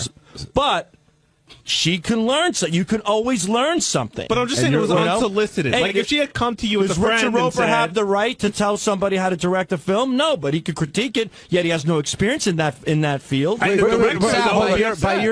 have experience. You're at not least a little bit, not as much as Robin. Technically, you're not here to critique. Richard's I'm not. hired to critique. That's and that a big goes difference. back to my first statement. I'm done giving my opinion and critiquing. Oh, put the $1,000 on the table right now. There's no way you're done. And as much as it pains me, I'm done. You're not done. Honesty is dead. And you're the fool, and you've learned nothing based on your analogy? No, a wise man learns from a fool. A fool learns from no one. So who have you learned from? I've learned to keep my mouth shut. I've learned from this fool myself, I guess. Jack in Long Island, you're on the wrap-up show. Yeah, I think that's an Aesop fable or something. Look it up. It's on Google. Yeah, hi. I'd like to talk to Sal about what's going on with him. Oh, this is Ronnie Mund. Who? I could tell. I could smell the 𝗦𝗵cie coming off your skin. Yeah, well, hey, dude. Yeah, I can smell. You know what, dude? You do Hold this. on. You do this Yeah. every time. Take that diaper you have around your ass and wrap it around your mouth. You will do this. please? You do this every time. You cause trouble for yourself. I do. And then you cry like a baby. I'm not crying one bit. I'm just learning my lesson. Now you did it with Robin. I didn't do anything with Robin. Like a little baby. Ronnie, I'm not being a baby Jack, here. you're I'm learning, Ronnie, like that a little I shouldn't baby, express a little myself because you get in freaking trouble. Baby, man, you don't quit. Baby, just the Go opposite lock of a yourself- very, very old person. Go lock yourself Oh, is this in your Jack? room, like I told you a I'm long sorry, time Jack. ago. Go lock yourself in a room there. Ronnie, I'm sorry, Ronnie, that you have to ride my coattails for attention, but your point I am not riding your your point coattails is just for attention. worthless. It's just No, stupid. my point is so right. No, it's not Because right. you do this I every expressed time. myself about Robin. Robin got upset. I'm upset that she's Who upset. the It's hell not are you? Who it's are not you? worth it. Who are you to express yourself about Robin? And who are you to tell me what I should and should not do? Because you're hired here to be a writer. And you're or whatever the hired hell to you be are. Howard's driver, so Right, shut the fuck up exactly. and drive. I do. What are you man. doing calling in on a show? I'm waiting for him. I'm busy. All right, so wait. Whoa, settle down, everybody. Jesus Christ, this guy. Hold on, Stupid Sal. Wait a asshole. second. You're a stupid asshole. Now, Jack, doesn't Sal have the right to express his opinion? No, not. Why should he? Who is he? I mean, Nobody. if he's asked a question, he's simply answering it. Nobody asked him to make it give opinion on Robin, whether she should talk more or talk less. Who is he? He's nobody. Robin's All right, here. hold off on the break. Robin's here. Rob, Benji, can you come right here, Robin? So, Sal, I'm in the hall, and people just keep telling me stuff about Sal saying various things. Why is this still going on? Well, didn't you have your say? I said heard I felt bad. No, he's not. He hasn't been degrading you. What he's saying is, No, but he said he was delivering a communication. I got it. He doesn't. We were asking him how he could go off for 20 minutes and give his opinion. I put in quotation marks, and I said, "Did you not think that it might come back to bite you?" And he goes, "No, not really. I really." Well, when somebody said Sal didn't understand, I said he could stop there. He doesn't have to put anything after that sentence. Sal doesn't understand anything. That's true. Just say that. I don't understand. I don't understand. I would egg you on, Robin, but right before you walked in, Sal's like pretty much on suicide watch right now. No, I'm not. Ronnie told me that Sal said he's losing sleep. I said, you shouldn't tell me that. Yeah, because we feel bad. So, Robin, did you take Sal's advice to heart? Oh, shut up, John. Do you really think I would take Never. Sal's advice for anything? No. But clearly, I mean, you yelled at him in the kitchen, so something must have bugged you one way or the other. Sal isn't attacking me. Sal is attacking all women when he talks That's to me. what she said in the And email. that's what I don't mind an attack on me. Like I said, when he said Artie did something wrong, it was Artie did something wrong. When he says, something to me, it's like, know your place. Well, where would my place be? This week in Arizona. Howard's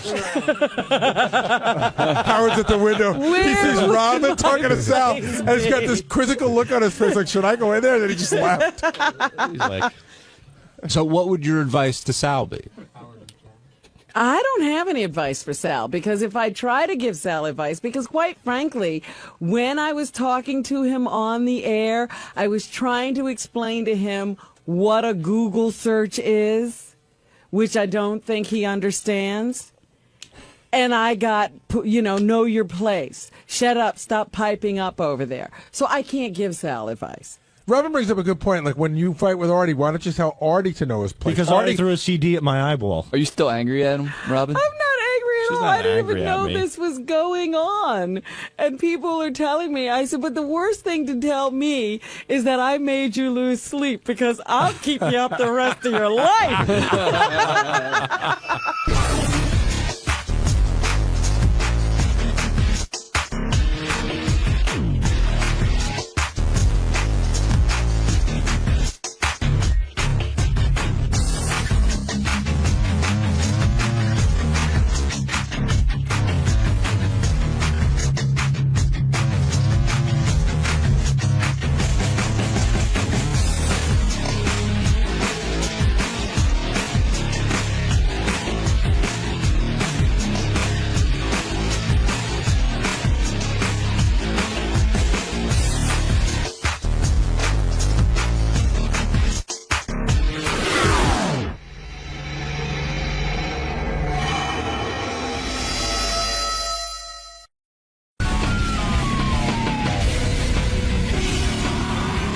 Kind of a cool show happening today. Jimmy Kimmel, who I saw this weekend, by the way, we were hanging out. Oh, yeah? Yeah, Jimmy and his cousin Sal. He's dating his cousin Sal. Yeah. No, Sarah. Well, I did have some alone time with Jimmy. Yeah. And I got to ask him about, Sarah Silverman. Did he open up? He opened up, but, when a guy opens up to you in private, this is the problem with me associating with people outside of the show. They kind of give you they preface their statements by saying, look, this is some stuff I'm going to talk to you about. It's embargoed. And all I'll tell you about that, I'm embargoed. But I'll ask him about it on the air, and we'll see how clean he comes. But Yeah, but you know what? Do you really care more about Jimmy than the show? Fuck him over. Really? Well, let's do Yeah, it. that's anyway, right. I am a man of my Are you ever word. going to get better information out of him? Yeah, but I got to tell you something. This is how bad I am with people. This is another story of how bad I am. Jimmy began to open up to me about him and Sarah and, what was going on. And was really open, huh? And then afterwards, like Beth says to me, well, what did Jimmy say? I said, I don't know. You had no idea. I You have didn't no even idea. listen. You blanked out? I think I listened, but I didn't understand what he was saying. It didn't make any sense to me. I think the only reason you listen to me in those situations is because you're so fascinated how fucked up I am. Heroin is like something. He's really fascinated about interpersonal relationships. Yeah, but I think maybe listen it's to boring you. to him now. I listen to you because we're on the air together. Oh, geez. I can. So in a hear year and a you half, on the I air. should stop calling If Jimmy talked to me on the air, I would understand everything. Right. I mean, you'd question him. Yeah. You don't even ask questions. No, in I these meant even situations. personally. I did, Robin. Even when I call you, you listen. Yeah. But I even said to Jimmy, I said, I don't understand what you say. In other words, okay, you guys broke up and you're explaining it. But I But you don't get it. I still don't know. I don't even know that you really told me anything here. I don't understand. And then he started again to tell me stuff. And maybe he was just being guarded or whatever, but I have I've had that experience where people are saying a lot of words, but I don't Yeah. understand anything they're saying. Yeah, I mean, I'm telling you. they're usually foreign people. I swear to you, I am as in the dark as before. And Oh, the only good. thing I know is Dear. what Jimmy has said publicly, that she broke up with him. So basically, you are saying everything you know on the show, so that's good. Yeah, I am. I mean, I could tell you everything he said, but it doesn't make any sense. So, you know, he'll come in here, and whatever he's comfortable talking about, we'll He probably go isn't to. comfortable talking about any of it Probably not. on the air. No. All right, 𝗦𝗵cie here, man. Old friend of the Old show. friend. We got a lot of old friends here. We don't have no new friends. We get only old friends. What the fuck? Kind of like you. Yeah, exactly. Fuck you. Come on in.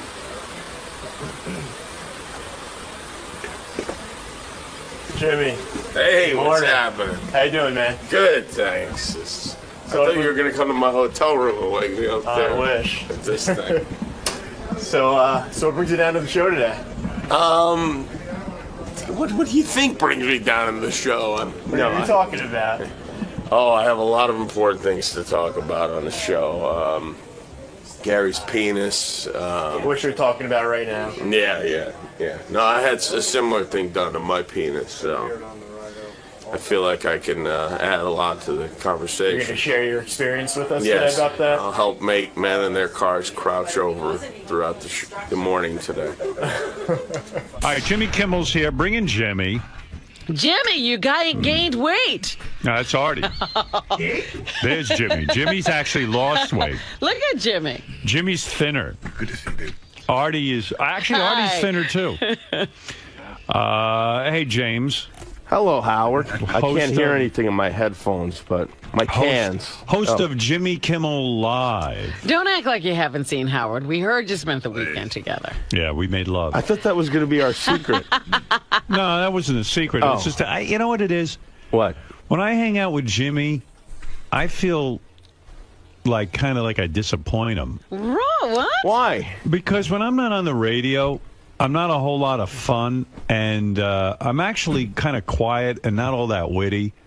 And I think Jimmy kind of worships Are me a you little bit. fishing for compliments? No. I'm being serious.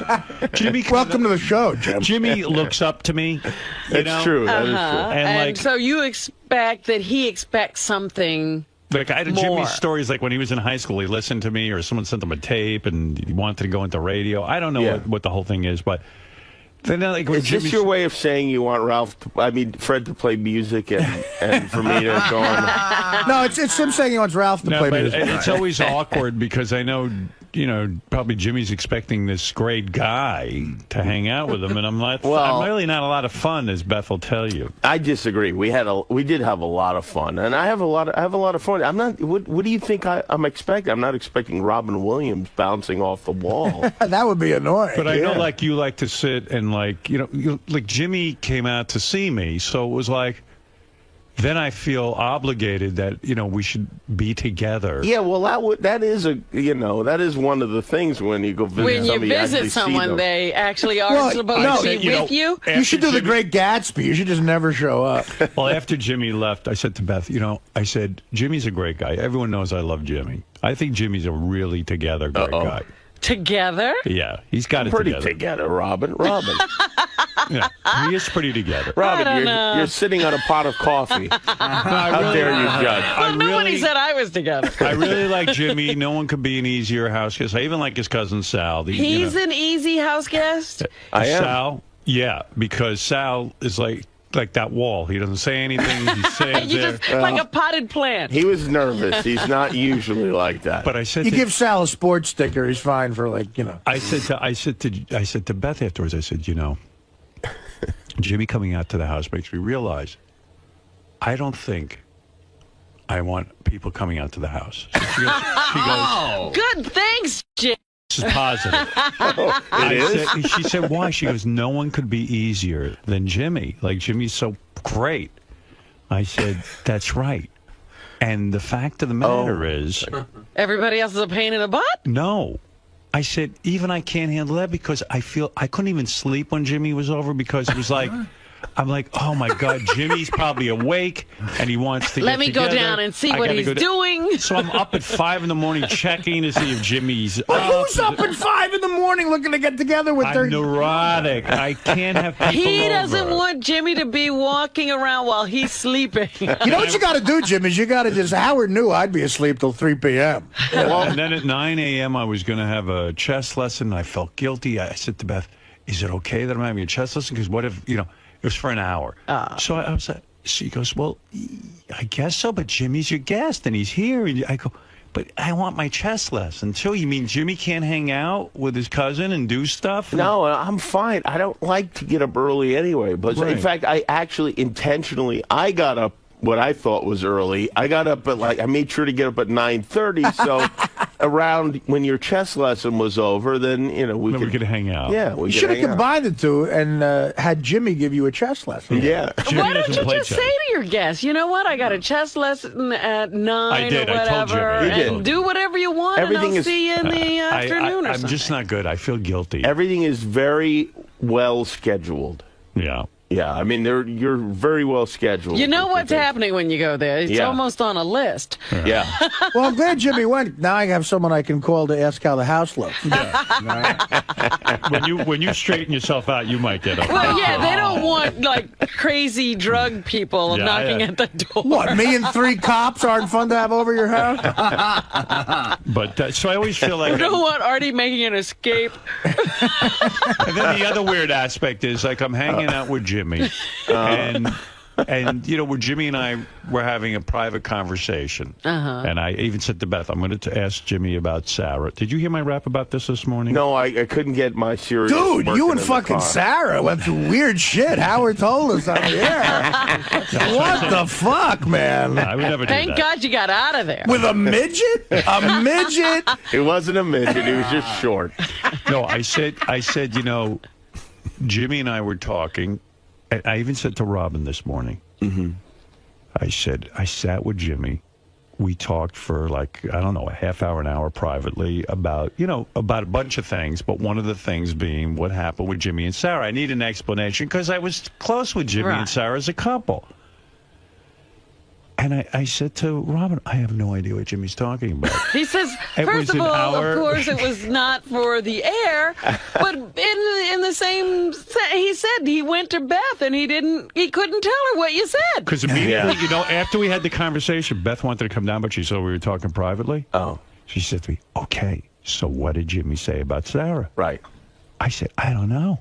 I don't know what the fuck he said. For Howard to listen to you have to work Howard into the conversation. Yeah, there you go. I don't know what I said either. I mean, I don't It know. was the lamest, most He said mysterious. he's not sure you know why you broke When a chick asks me what their day, if I want to hear what their day was like, I'm like, only if I'm in it. I wish it could have been more interesting, but No, it wasn't that it wasn't interesting. I just didn't understand. He said you were saying things, but he couldn't understand what you were saying. I don't understand what I'm saying most of the time either. So. But maybe it wasn't not that interesting. Maybe it wasn't interesting. And then also it's awkward because Jimmy says to me, look, this is private. So I said, okay, well, so what does that mean? I can't Well, call here's the the problem. Inquirer? Here's the problem is that I know you would like me to talk to you about these things mostly because you're curious about this stuff, but I know that Mostly because he's a yenta. it's hard for you to remember what is okay to talk about and what isn't okay to talk about. So Right. for your own protection, I feel like that was smart. Maybe you didn't tell him anything. Well, He didn't. I'm telling you. I know I did. I told you You did? everything. I mean, I told you everything that was there. It's not that interesting. Sometimes not. It was people just horribly don't. boring. Something happens. I Horribly don't know what it boring. is. It was terrible, actually. It's unpleasant, There was no but good stories. There were Nobody no had events. any great problems, they Was are the sex harboring. good? The sex was good, right? Yeah. It was, Yeah. I mean, for you. for me, yeah, it was. Yeah. The sex was good. You haven't checked with her? I think I could safely assume it wasn't that great for her. But the public thing was Can I taste your juice? the public thing was that she broke up with you supposedly. Yes. Yeah. Both times? No, actually, I broke up the first time. She broke up the second time. Ah, see, that's something I didn't know. Yeah. No. Who's going to break up the third time? I don't think they're getting back together. Is it over? Howard we said have he the could rubber get match. you. Howard said he could get you two back together can't. if you just gave him a little time. Now you think you can't. Well, he can't even listen to Jimmy talk about the problem. He couldn't stay in the room. No, I listened. I didn't understand it. I You didn't know what? want to You should interrogate her. That should be what you do, because maybe you'll get more. Because But alone, like in a situation like that. I'm not the kind of person that looks for reasons afterwards. It's if you don't like me, I don't like you, and that's Well, that. then why did you break up with her? Oh, I don't even know. I just felt just depressed, and just felt like that was something that I felt like that was the reason why I was depressed, and then I became then even more depressed After you broke up. after we broke up. Yes. You heard the music.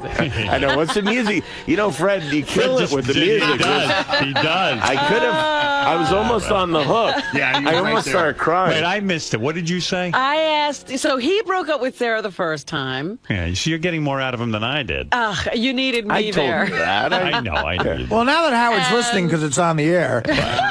No, I listened. I really did listen. And he I said could tell you everything he said Wait a because he minute. didn't say anything. I'm Yeah. going to tell you what he just said. Yeah. So he was suffering a depression. Right. He decided it was the relationship that was depressing him. He didn't tell me that. He broke up, and then he got more depressed. Do you So understand? that's You why missed he, it. More or You less. missed it. Yeah. More or less. Do you understand how bad that sounds?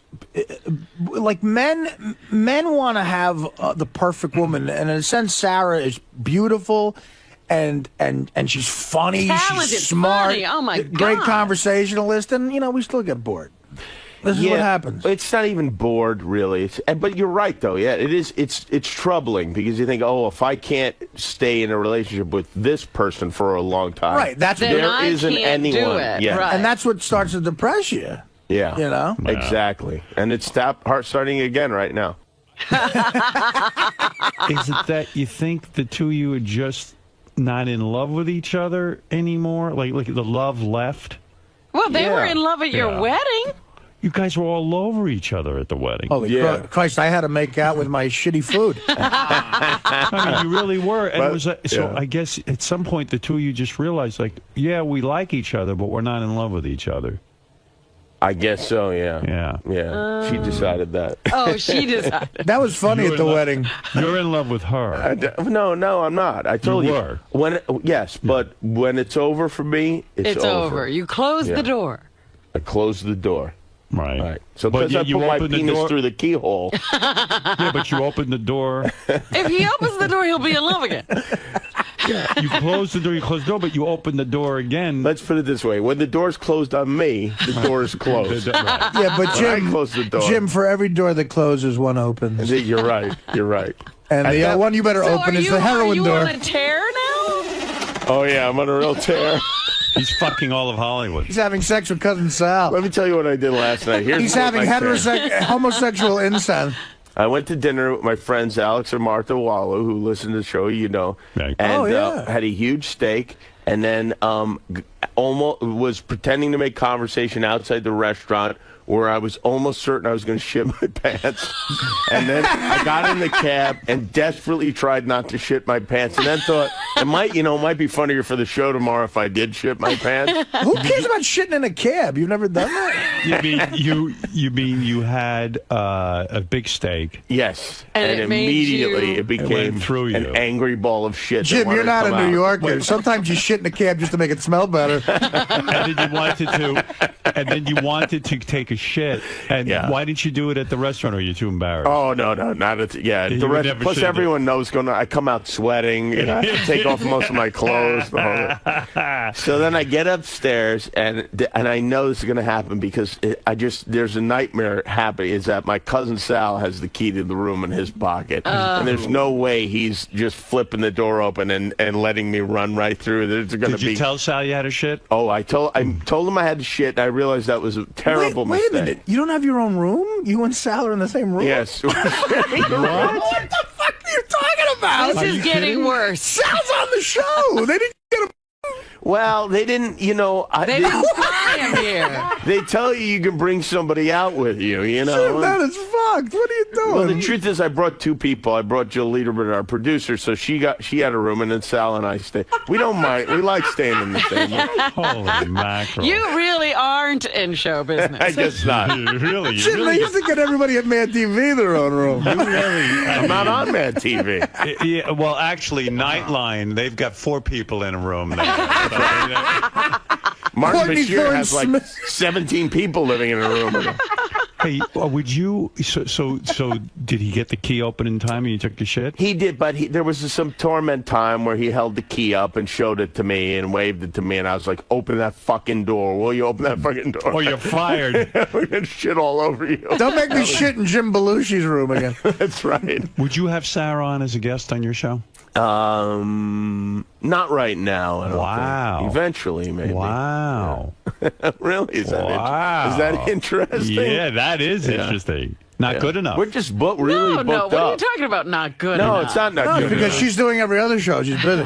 There's no openings at your show? You know what? We've got a lot of bookings right now. And no, I don't know. I just think it might be Awkward. But it'd be fun. might be more unpleasant than it would be worse. Sarah, there's a very funny stripper I met who's doing a set. Why would it be unpleasant?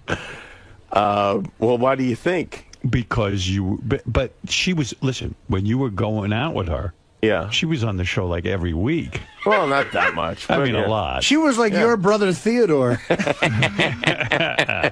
And now all of a sudden there's no presence of her like she was doing them. Well, it's not like people like, Damon. where is she? I mean, she was on maybe twice a year. I mean, it wasn't Is that, like is she that was- true? Yeah, yeah. Oh, I didn't know that. I thought it was more. But she was No. on in the time that you two got back together. Yes, she was. Listen, on, I've been on 5 times, and twice when I was on, Sarah was on. Jimmy's going to hang out with us all morning. He's going to be here for a while. Ben Stiller is waiting in our green room. Oh, he is? Yeah, so what we'll do... What he's saying is a bigger star has now... No, Jimmy's hanging out being part of the show. He'll be here during the Ben Stiller You can interview. sit there while Ben is... If Ben Stiller's sitting here and Adam Sandler comes in, we'll have Sandler. That's Jimmy's cousin, Sal. Oh, this Hey, is the guy you everybody. spent Good guy. the weekend with? Yeah. Fantastic. He's a nice guy. I was a little worried about him, but he's a nice guy. Sounds very quiet here. He's another Tom Cruise lover, this kid. Hey, Jimmy. Yeah. What's going on? Now, do you have to leave? I think I have to leave soon because I have to do Regis and Kelly. You're doing Regis and Kelly. Without Regis. Mine, sans Regis. Yeah. And Sal, you're going over there, too? I'm going to head over there, yeah. Well, all right. He can stay if you want. I understand your cousin Sam's here. So am I saying goodbye to you? I don't want to hold you here. I think we have to all right. leave, unfortunately. Sadly. Sal, good Yeah. seeing you. Thank It was you. nice spending time with you. Great seeing you. Jimmy, I wish you continued success. I hope these upfronts, whatever Thank they you. are, go Now- well for you. Now I feel weird about the next time. I feel weird about visiting you Why? because I feel like. You mean visiting him at home? Yeah, because I feel like we Just always get visit the me. honest account, but then I feel like I'm making you uncomfortable when I'm at your house. Not at all. I love being with you. We go away on vacation together. I mean, what's the matter with you? Well, I don't, because you said then you feel like you have to entertain me. You don't have to entertain Don't worry. me. I know. I'm I know. self-entertaining. Believe me, and so am Okay, I. okay, good. How dare you? Look, I don't know what's Yes. going on in your romantic life. I'm sorry Is you he and dating? You didn't even find out for us. I would never ask. I don't know I'm what dating he's doing. Neil Patrick Harris. You're not the type of guy that we're not going to open up the tabloids and see you're dating like every woman in Hollywood. Now that No. you're free of Sarah and you're Definitely a single guy. not. You're not. You're not going to womanize. What are you going to do? You know, are I'm you not going like to that. a dating service? Are you? What are Yeah, you doing? I'm on, Millionaire matchmaker? I'm on that Ashley Madison. Well, he You're has an a Ashley certain... Madison. You only date married women. Yes, I'm only fucking married women. Well, Right. Jimmy has a certain type. I think he's going to ask Elaine Boozler. And so the dating will begin. The dating will commence as soon as you get over Sarah. Theoretically, yes, I guess so. Yes. Excellent. We can't wait for that. Who will it be? Jennifer Love Hewitt? Well, who will the lucky lady Will be? you be picking up women on the show? Will you do that? Moon? No, I don't think so. I can't imagine that will happen. Who are your guests for the rest of the week when you get back to L.A.? We'll pick out one Well, for you. Ben Stiller. right, I you can't go out really with don't him. know who the guests are, to be honest with you. Do you fantasize that you'll be with another famous woman? I mean, Sarah was famous. Was that fun? I've decided never ever to go out with another famous person. Is that true? Mm-hmm. Why? Unless they're really, really good looking. Kathleen Turner.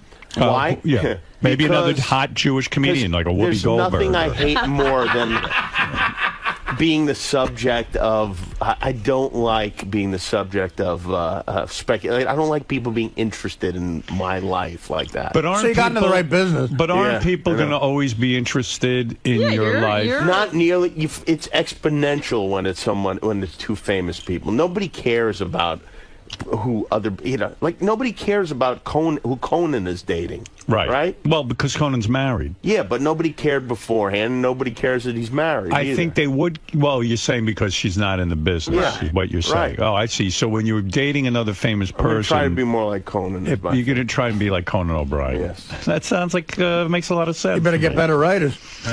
But it is possible because you're in Hollywood and you meet the girls you meet are girls who come on your show who are in fact famous, and a lot of these.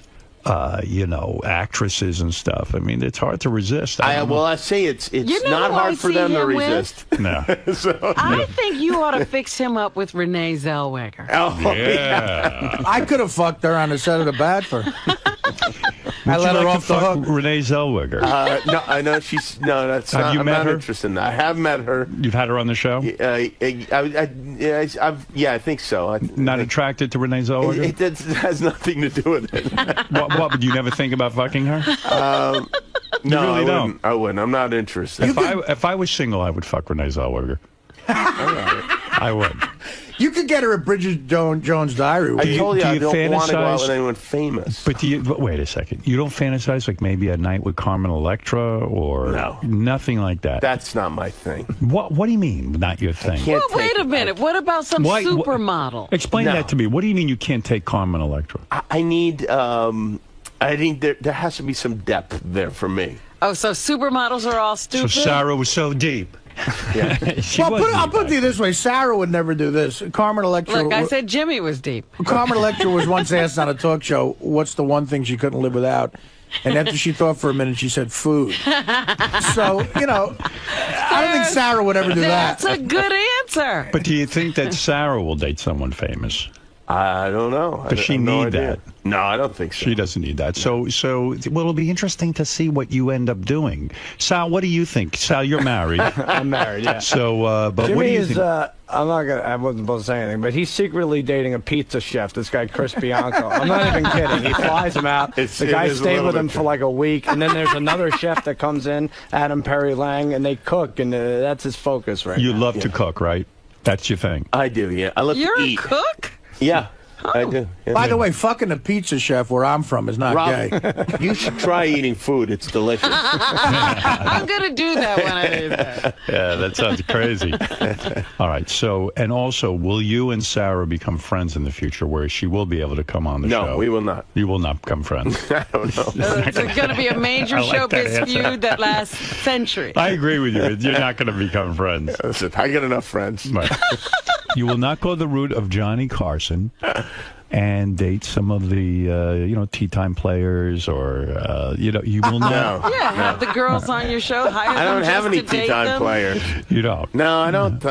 No, it's not my. You know me. It's not my Look, thing. Howard, he was on the Man Show and never fucked one of the juggies. Not only didn't He was married. Not only didn't I fuck any of them, I would hide in my room reading from them. I didn't want to be part of it. Will Leno, They didn't want to read with you? Let me before you leave because I know you have to go. Will Leno's new show fail? I'm talking about this now. You're in the late night game. You spend a lot of time on your show, and I know you do a lot of hard work. And people should watch Jimmy's show. But will you take a look at Leno's new show? And you've probably given this some evaluation. You probably even have research on this. Don't you think, this is what I think, Leno made the biggest mistake of his career, not staying in late night television? I think it would have been safer to go to ABC. Yeah, for him to go to ABC at 11:30. Yes. But that would have been horrible for you. You wouldn't want him at 11:30. Not necessarily, because it would be a better lead-in than Nightline, and perhaps there would have been other networks that were interested in me. But you told me you would never follow Leno. That's right. You said you were going to leave. No, but I changed that eventually. Oh, did you? Oh, you did? Yeah. You thought it through. Yeah. You said I'll go on at 12:30. Leno can go on at 11:30. Yes. You really would have gone ahead and done that? I don't believe you.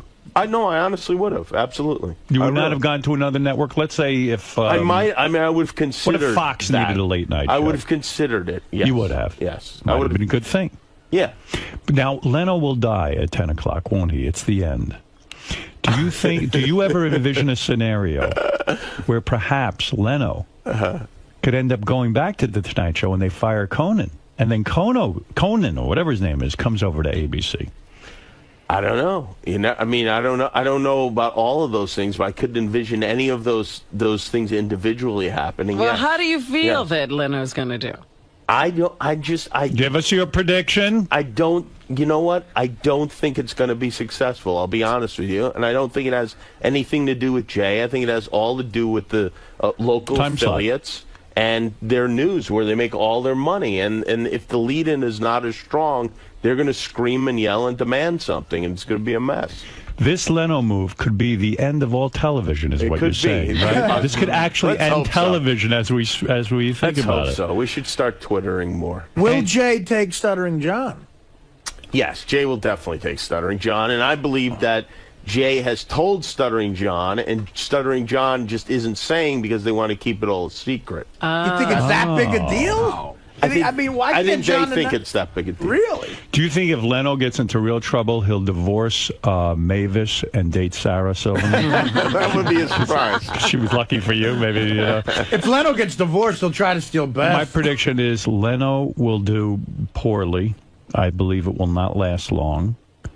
I believe Conan might be moved out, but he will be tarnished. In other words, he will have failed. You're saying Conan's not going to be successful? I don't know, because if Jay isn't successful, Conan has to be more successful than Leno was. And also now, if Jay doesn't do well, it hurts Conan's rating. Right. Aha. That's right. Mm-hmm. So you're saying everyone's fucked? Yeah. Jay's going to screw up everybody. You're not fucked. You're in the perfect position. You're so not fucked. You're not dating anybody. Yeah, but I'm flying like Coach, you know, I mean. You're shitting in front What of is Sal. it, Ralph? Quickly, because Jimmy Kimmel has to leave here. He has a very active This is never life. a good thing when Ralph calls, I know. Well, Jimmy, I love you, but I don't understand. That's great. How come you're not out there getting laid and going crazy and you know, like I know you're straight, and so like why wouldn't you want to? Like, you want to have conversations or something, it sounds like? Well, Ralph, you know I'm not that type, right? I mean, I think you would have gathered that about me by now. You're not a pig. You're not a sex maniac. It's not like you got to go in and just pick up some floozy and every night, but like... Jimmy, you should be vomiting at Howard's house. You got to live it up. I told Sal to vomit at your house. Hey, Ralph, what bits has Jimmy ripped off from Howard lately? I've been ripping off Jimmy lately. There you go. Have you seen Ralph. Stuttering Sal? All right, Ralph. Jimmy, but really, I mean... you think Jimmy should be banging the hottest chicks in Hollywood? Ralph, give me a little time. Give me a little time. I need to. Maybe you need Ralph to help you with that. Yeah. All right, moving thank you, in. Ralph. Jimmy's got a huge TV. I do have the biggest TV in the world. I haven't All right, seen it. listen. Tom Cruise and his mom have. You're going to Sal, be... can you tell the story real quick of why, like, that thing that you did to Jeffrey Ross? What? You know what? I think we'll miss the Regis and Kelly show if we tell it, though. I don't even know what he's talking about. I told you about the prank he pulled on Jeff Ross, Sal. Oh, right. Yeah, I told him we get a heads up ahead of time who's going to be voted off. So I texted Jeffrey Ross On Dancing with the Stars. On Dancing with the Stars. Sorry, I said you're safe, and he said, "Are you sure?" And I said, "Yeah, I'm But sure." Jeffrey was really into it and in love with this girl, and then on the air, he was pretending to be nervous the whole show, like he didn't know he was going to. And then on the air, you see him when he gets eliminated. He goes, "We lost." I had inside information. Oh, that's great. That's right, because you guys get tipped off who's going to be losing Dancing with the Stars. Nobody thought we did. Oh, he thought you did. I get it. All right. Thank you, Ralph. You're a fascinating phone call. Sal was trying to kill the odds. You know, he was betting on Dancing with the Stars. All right, listen, Jimmy, I'm not going to hold you any Thank longer. you, Howard. Jimmy Kimmel. We had a beautiful weekend. Thank you very much. I love you. It's always great seeing you. Yes, and anytime you're around, I want to be with you. And Sal, you too. You're always welcome. All right. The great Jimmy Kimmel and Sal, his cousin. Sal, what's your last name? Do I have one? Icono. You don't use that name? No, I do. Yeah. You switched it to Kimmel? That's the way Opera Man says icon. That's right. And so there it is. You set the bar pretty high for Howard's house guest. You said you were such a good guest. You know, I'm very. I was raised well. I clean up after myself. I keep quiet, and people seem to appreciate that. I think the great thing is Ralph really set the bar so low that by puking everywhere. Yeah, and I appreciate that he did that. I really do. So you had a good time today? Yeah, I had fun. No, it was a little awkward talking about your past I know this is terrible, but I have right? to get the fuck out of here. I'm not kidding. I really. They got a live TV show I'm gonna miss.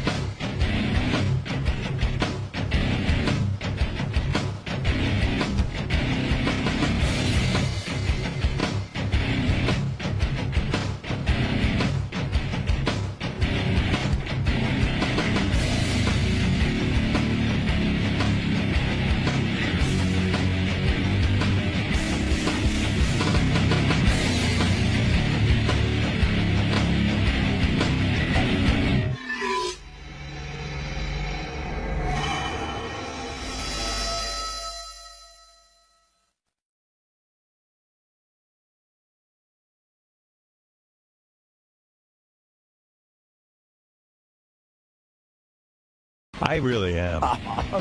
Nah, I kind of am. I'm kind of done. I mean, I love it here, and I love doing the radio show and all that stuff. But I think after a year and a half more worth of shows, it's time for me to sing my swan song.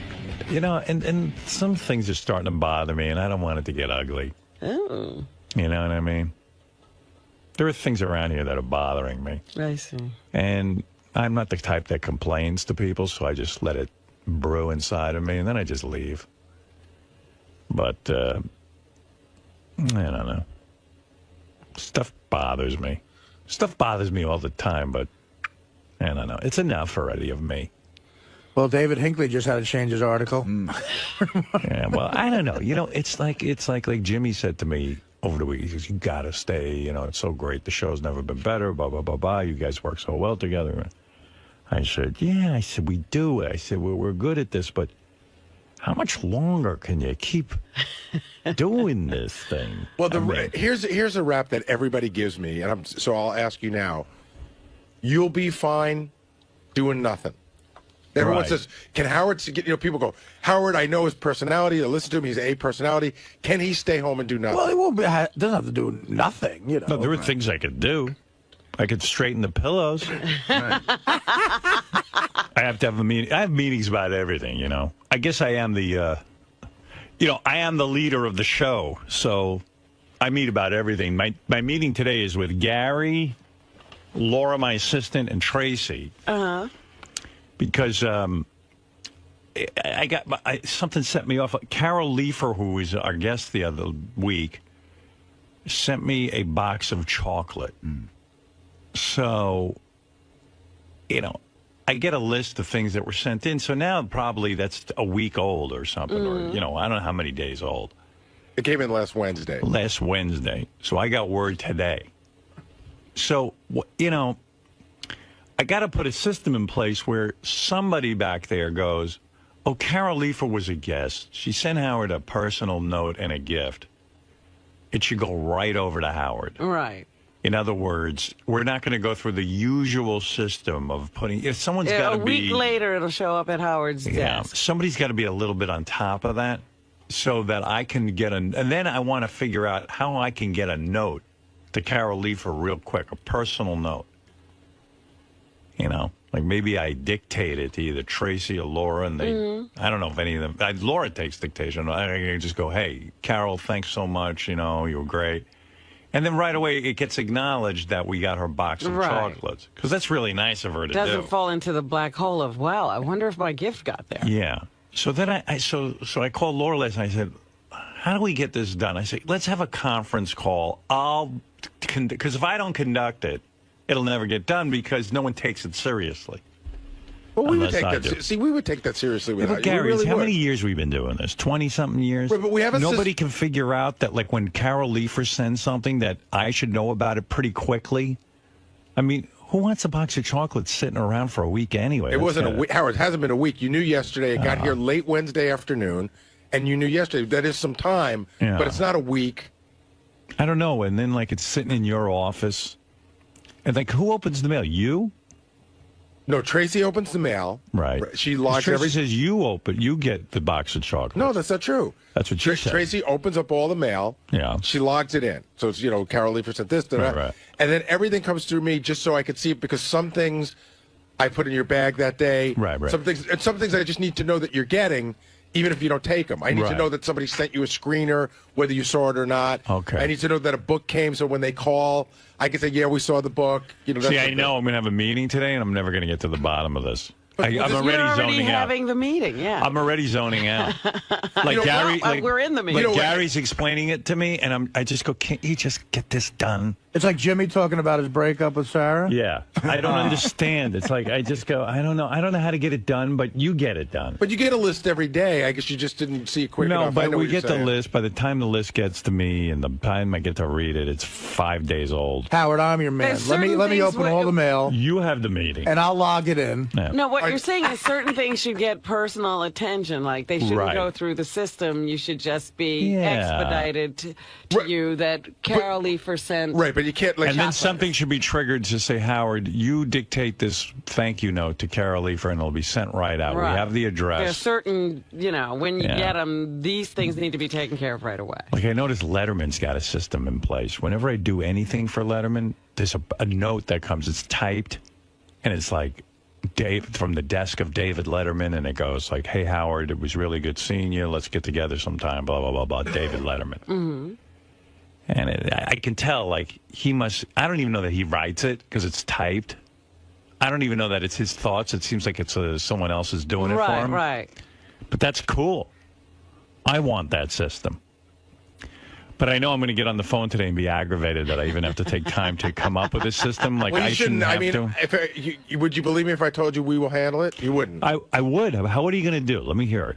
Well, listen, this is the first you brought it up that you want something that quick, because usually... Because wouldn't it be cool, like, if I said to Carol Leifer, hey, that was really nice of you to send something. It was totally unnecessary, but, man, you're the greatest, and, The hardest part of the system is deciding who fits the bill. Right. Like, in other words, if Mark Harris sends you something, does that fit the bill? You answer the question. You answer your own question.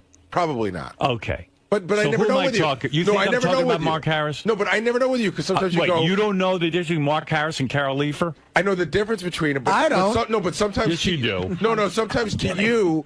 All right, you're like, name a name that you think you can't tell what to do. And then Mark Harris must have been a bad example. Right. If that's the example. Beetlejuice sends something, Gower. I got to look at the schedule for the last couple of weeks. All right. No, that doesn't work. I was going to say D. Snyder. All right. D. Snyder sends me something. What do you think is the answer? You probably should know. That's right. Craig Gass. What do you think? You probably don't need to know. Right. You know already. You know. Now it's getting embarrassing. Well, this is an embarrassing game, isn't it? Well, I didn't want to have the meeting off the air, but this is what happened. This is getting embarrassing. Oh, my God. Go ahead. Craig Gass is on top of the Chrysler Craig Gass building. would send me something. It would be in the list, and then I could respond to it. First of all, I know Craig Gass. He ain't sending you something. You don't need to know immediately. Thank you. Yeah, I don't need to know that he day. was just about to. Now he just put it down. See? Right. So, like Jimmy Kimmel, obviously, yes. Right, and then I want someone to say to me, okay, do you have a note you want us to send Jimmy? And I'll just say, here's all right, here's a better example. Lisa Lampanelli was here the other day. Good. And she handed you, while you were in here, she said, here's an autographed DVD and CD. I'd love, for you to watch. But it's in her mind, it's a gift. Okay. What do you think the answer is on that one? Probably not. Right. See, you already know. You know the answer to this. Yeah, but Robin, here's the point, and you know this because you've seen me for 25 years. I know till I don't know. And then when I don't know, I'm the biggest dick in the world. Even if you get it 99% of the time right, meaningless. You're helping me. You're helping me. No, because 1% will be the first 3 hours of the show. Right, Gary's got a point. No, listen. Okay. Be honest. Lisa Lampanelli is great girl. But she gives me a DVD. Okay. I'm talking about. Okay, Lisa. This is for Lisa Renna. Go ahead. Send you her book. Go ahead. Hey Howard, it's with a note. Howard, you're great. I think she sent the note something like, I couldn't wait for you to have this book. I think you're going to love it. Okay. Is that a gift or a promotional item? What's your answer? What do you think? I think it's a promotional item, but she sees it as a gift. We know that. And you'll put that on the list, and if I want to write to Lisa Renna, I'll write to Lisa Renna. Even though she sent you a personal note? Exactly. Okay. Exactly. I'll read the personal note, and I'll figure out what to do. Does anybody in here understand that Howard might go, Gary, Lisa Renna sent me a fucking personal note. Gary, you got I'll it tell you right. when it'll happen. If Lisa Renna calls and says, "Did you ever get my book?" Right, Gary, exactly. You just got it 100% right.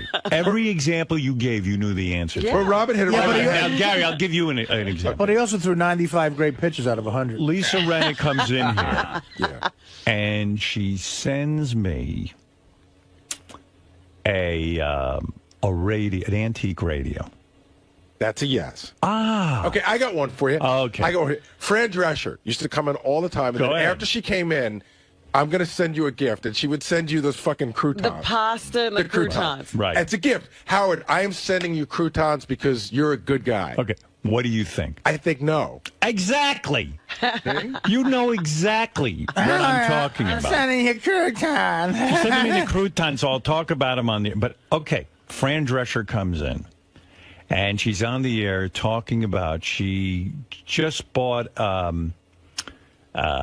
Kindle, and she thinks it's the greatest thing. So then you get a personal note in the mail from Fran Drescher, and it says, Howard, I love being on the show. I want you to try a Kindle. I went out and got you one. That's a yes. That's a resounding yes. Here's so one. There you go. I got one for you. Go ahead. Okay, this is a tough one, but go ahead. Remember, I bet you it's not tough. Okay, remember the comedian Bobby Slayton? I remember Bobby. Bobby's wife owns a kids' clothing store. Right. Right. He sends you a box of clothes for your kids. Go ahead. So the answer. What do you think? Well, now it's tough. Tell me what you think. The answer is it's a yes, gift-wise, but does Bobby make the cut celebrity-wise? Now think about it. He's promoting his wife's clothing line. But it's still a big do you box. think there's a real rush for me to get to Bobby Slayton on that one? Yeah, but I'm sure your daughter's favorite designer is Norma Slayton. Yeah, exactly. Come on, Gary. What do you think? That can wait. Teddy Slayton. In other words, I'll get a note out to the guy, but, you know. All right, but that's a tough one because he is a celebrity and it was a box of clothes. Right. You know what? The box of clothes is going to end up in a garbage. Let me tell you something. There's two things I'm that going are to give it iffy. to charity, which is 99% of what I do around So here. I'm gauging the level of the celebrity and the quality of the gift. The only one you got wrong so far is Carol Leifer's chocolates. That's it. Which started this? The real one. There's two things. There's two things that are iffy: whether or not Bobby's a celebrity and whether or not those are clothes. Right. Gary, you missed one very important aspect. If Howard was single, you give him anything Lisa Renna said. Right. Tracy. Oh, when I was single, it was terrible. I know, Gary I and can I had imagine. Gary and I had meetings about that. It was That so was embarrassing. so uncomfortable, Howard. That was- Really? When I was single and there was a hot chick on the show and I wanted to go out with her, I would somehow say on the air, "Hey, yeah, you know, you should get me your number." And then That's a good Gary, code. Then Gary would walk in and I go, "Gary, did you get the number from her?" And he goes, "You wanted me to get the number?" I missed the signal on one very important person. Yeah, I you missed a it. lot of signals. And Howard goes, because I remember Howard goes, "You got the number?" And I go, "You were serious? Because what the fuck is wrong with you?" But get the number is like if Joe Girardi's steal sign was, look, steal. I felt bad, too. 'cause I didn't want to you put- I go didn't in the want- green room and get a fucking number from somebody. No, look, listen, Teddy tried it for me a couple of times. It's embarrassing. But Howard, can I ask you you one know question? what? And the problem is, nobody's going to say no to giving you the number. Well, first of all, they're giving me the number, so that's Right. already creepy. Yeah. But They're giving you nobody's the going to number. say no. You don't know whether they really, you don't know whether you're forcing these people to give you a number or not. I was too busy or lazy to date, so it was a perfect dating opportunity. Absolutely. If I you could took just full advantage. If I could do everything on the air, I was fine. It was like, wow, this is cool. I'm on the air. I met a nice, attractive girl. She said something about her phone number on the air after I badgered her. I have a phone number. Yeah, okay. Gary, did you get that? I have a phone, Howard. Do you own a phone, or are you a heroin addict? They took away their phone. Gary, well, you are don't want my number. Right. But, Howard, let me ask you a question, because I think the fans are interested in this. Yes. In that crazy time you said you had, sort of womanizing, Yeah. how many girls that were on this show did you bang? I don't That you know. met on the show? Not a lot. Okay. Like maybe under 5? Yes. All right. Right, Gary? I got 3 in my head right now. I'm telling you right now. And I got one in my head that you don't even know that I know. Let's double that number then. All right. It's like a drink. It's like a chick telling you her weight. I don't think there was a lot, honestly. Gary, I'm talking about that he met for the first time on the show. Well, there's one that jumps to mind for sure. There were a couple I'm thinking of I was working, but I never even got around to. Yeah? Either they just didn't like me that way. That happens sometimes. Yeah, maybe you might be right. But there are 3 that I'm thinking of. Yeah. I don't know. And I'm not thinking that hard. I wonder what 3 you're thinking of. Because you should write them down. 2 for sure. Write them down and hand them to me. I'll give them to Howard. Yeah. Yeah, don't even write it. You know what? down. You know what? It's That's still water under comfortable the for me. bridge. Exactly. Yeah. You're married. You're got Why married. go back there? Great wife. I'm happy. I do have a great wife. It was great last We night. love her. We watched it. You do? We do. People generally He's like her, acting or are like they he's in the afraid? marriage, No, too. you know what? Do you think there's anyone afraid to say they don't love her? No. Here's the Besides deal. Sal? But he's acting like he's in the marriage, too. We love her. But in Well, a way, he is in the marriage. Hold on, in a way, I am, and I'm going to tell you why, Robin. Really? I'll tell you why I'm in the marriage in a strange way. He is. I have a friend who worked for a big celebrity for a long period of time, and then that celebrity got divorced, and his life was miserable. Okay. Because that celebrity was miserable. Okay. And his life was miserable. Oh, So I if see. Howard were not happy, You're we would all be miserable. fucking unhappy. So the fact that he's happy, I'm in a great marriage. So Gary, Howard's pretty upset that it took so long for him to get the package, I guess, from 𝗦𝗵cie𝘄, and he wants to implement like a new system. Have you figured out what you're going to do exactly? Yeah, Tracy and I spoke about it. The truth is, there is a system in place. An email is sent to Laura every day telling her what came in the mail that day. So I guess it's my job to point it out more than Laura's job to point it out. But I mean, he gets a list every day. He just doesn't look at it every day. So I guess they just want us to expedite it and say, hey, you should notice that 𝗦𝗫, but not Craig Gass, Jimmy Kimmel, but not Mark Harris, sent you an important package. So you're saying that if he would have looked at it earlier, he would have seen it? It was definitely Right, on if the he would list. have looked at it, he would have seen it. But he's saying, I don't get to look at it every day. He's saying, I'm telling you, I don't look at it every day, so give me a bigger heads up. It's more of a discussion. I don't think he was, he's not necessarily angry. It's just, sort of putting it all together. But it's done.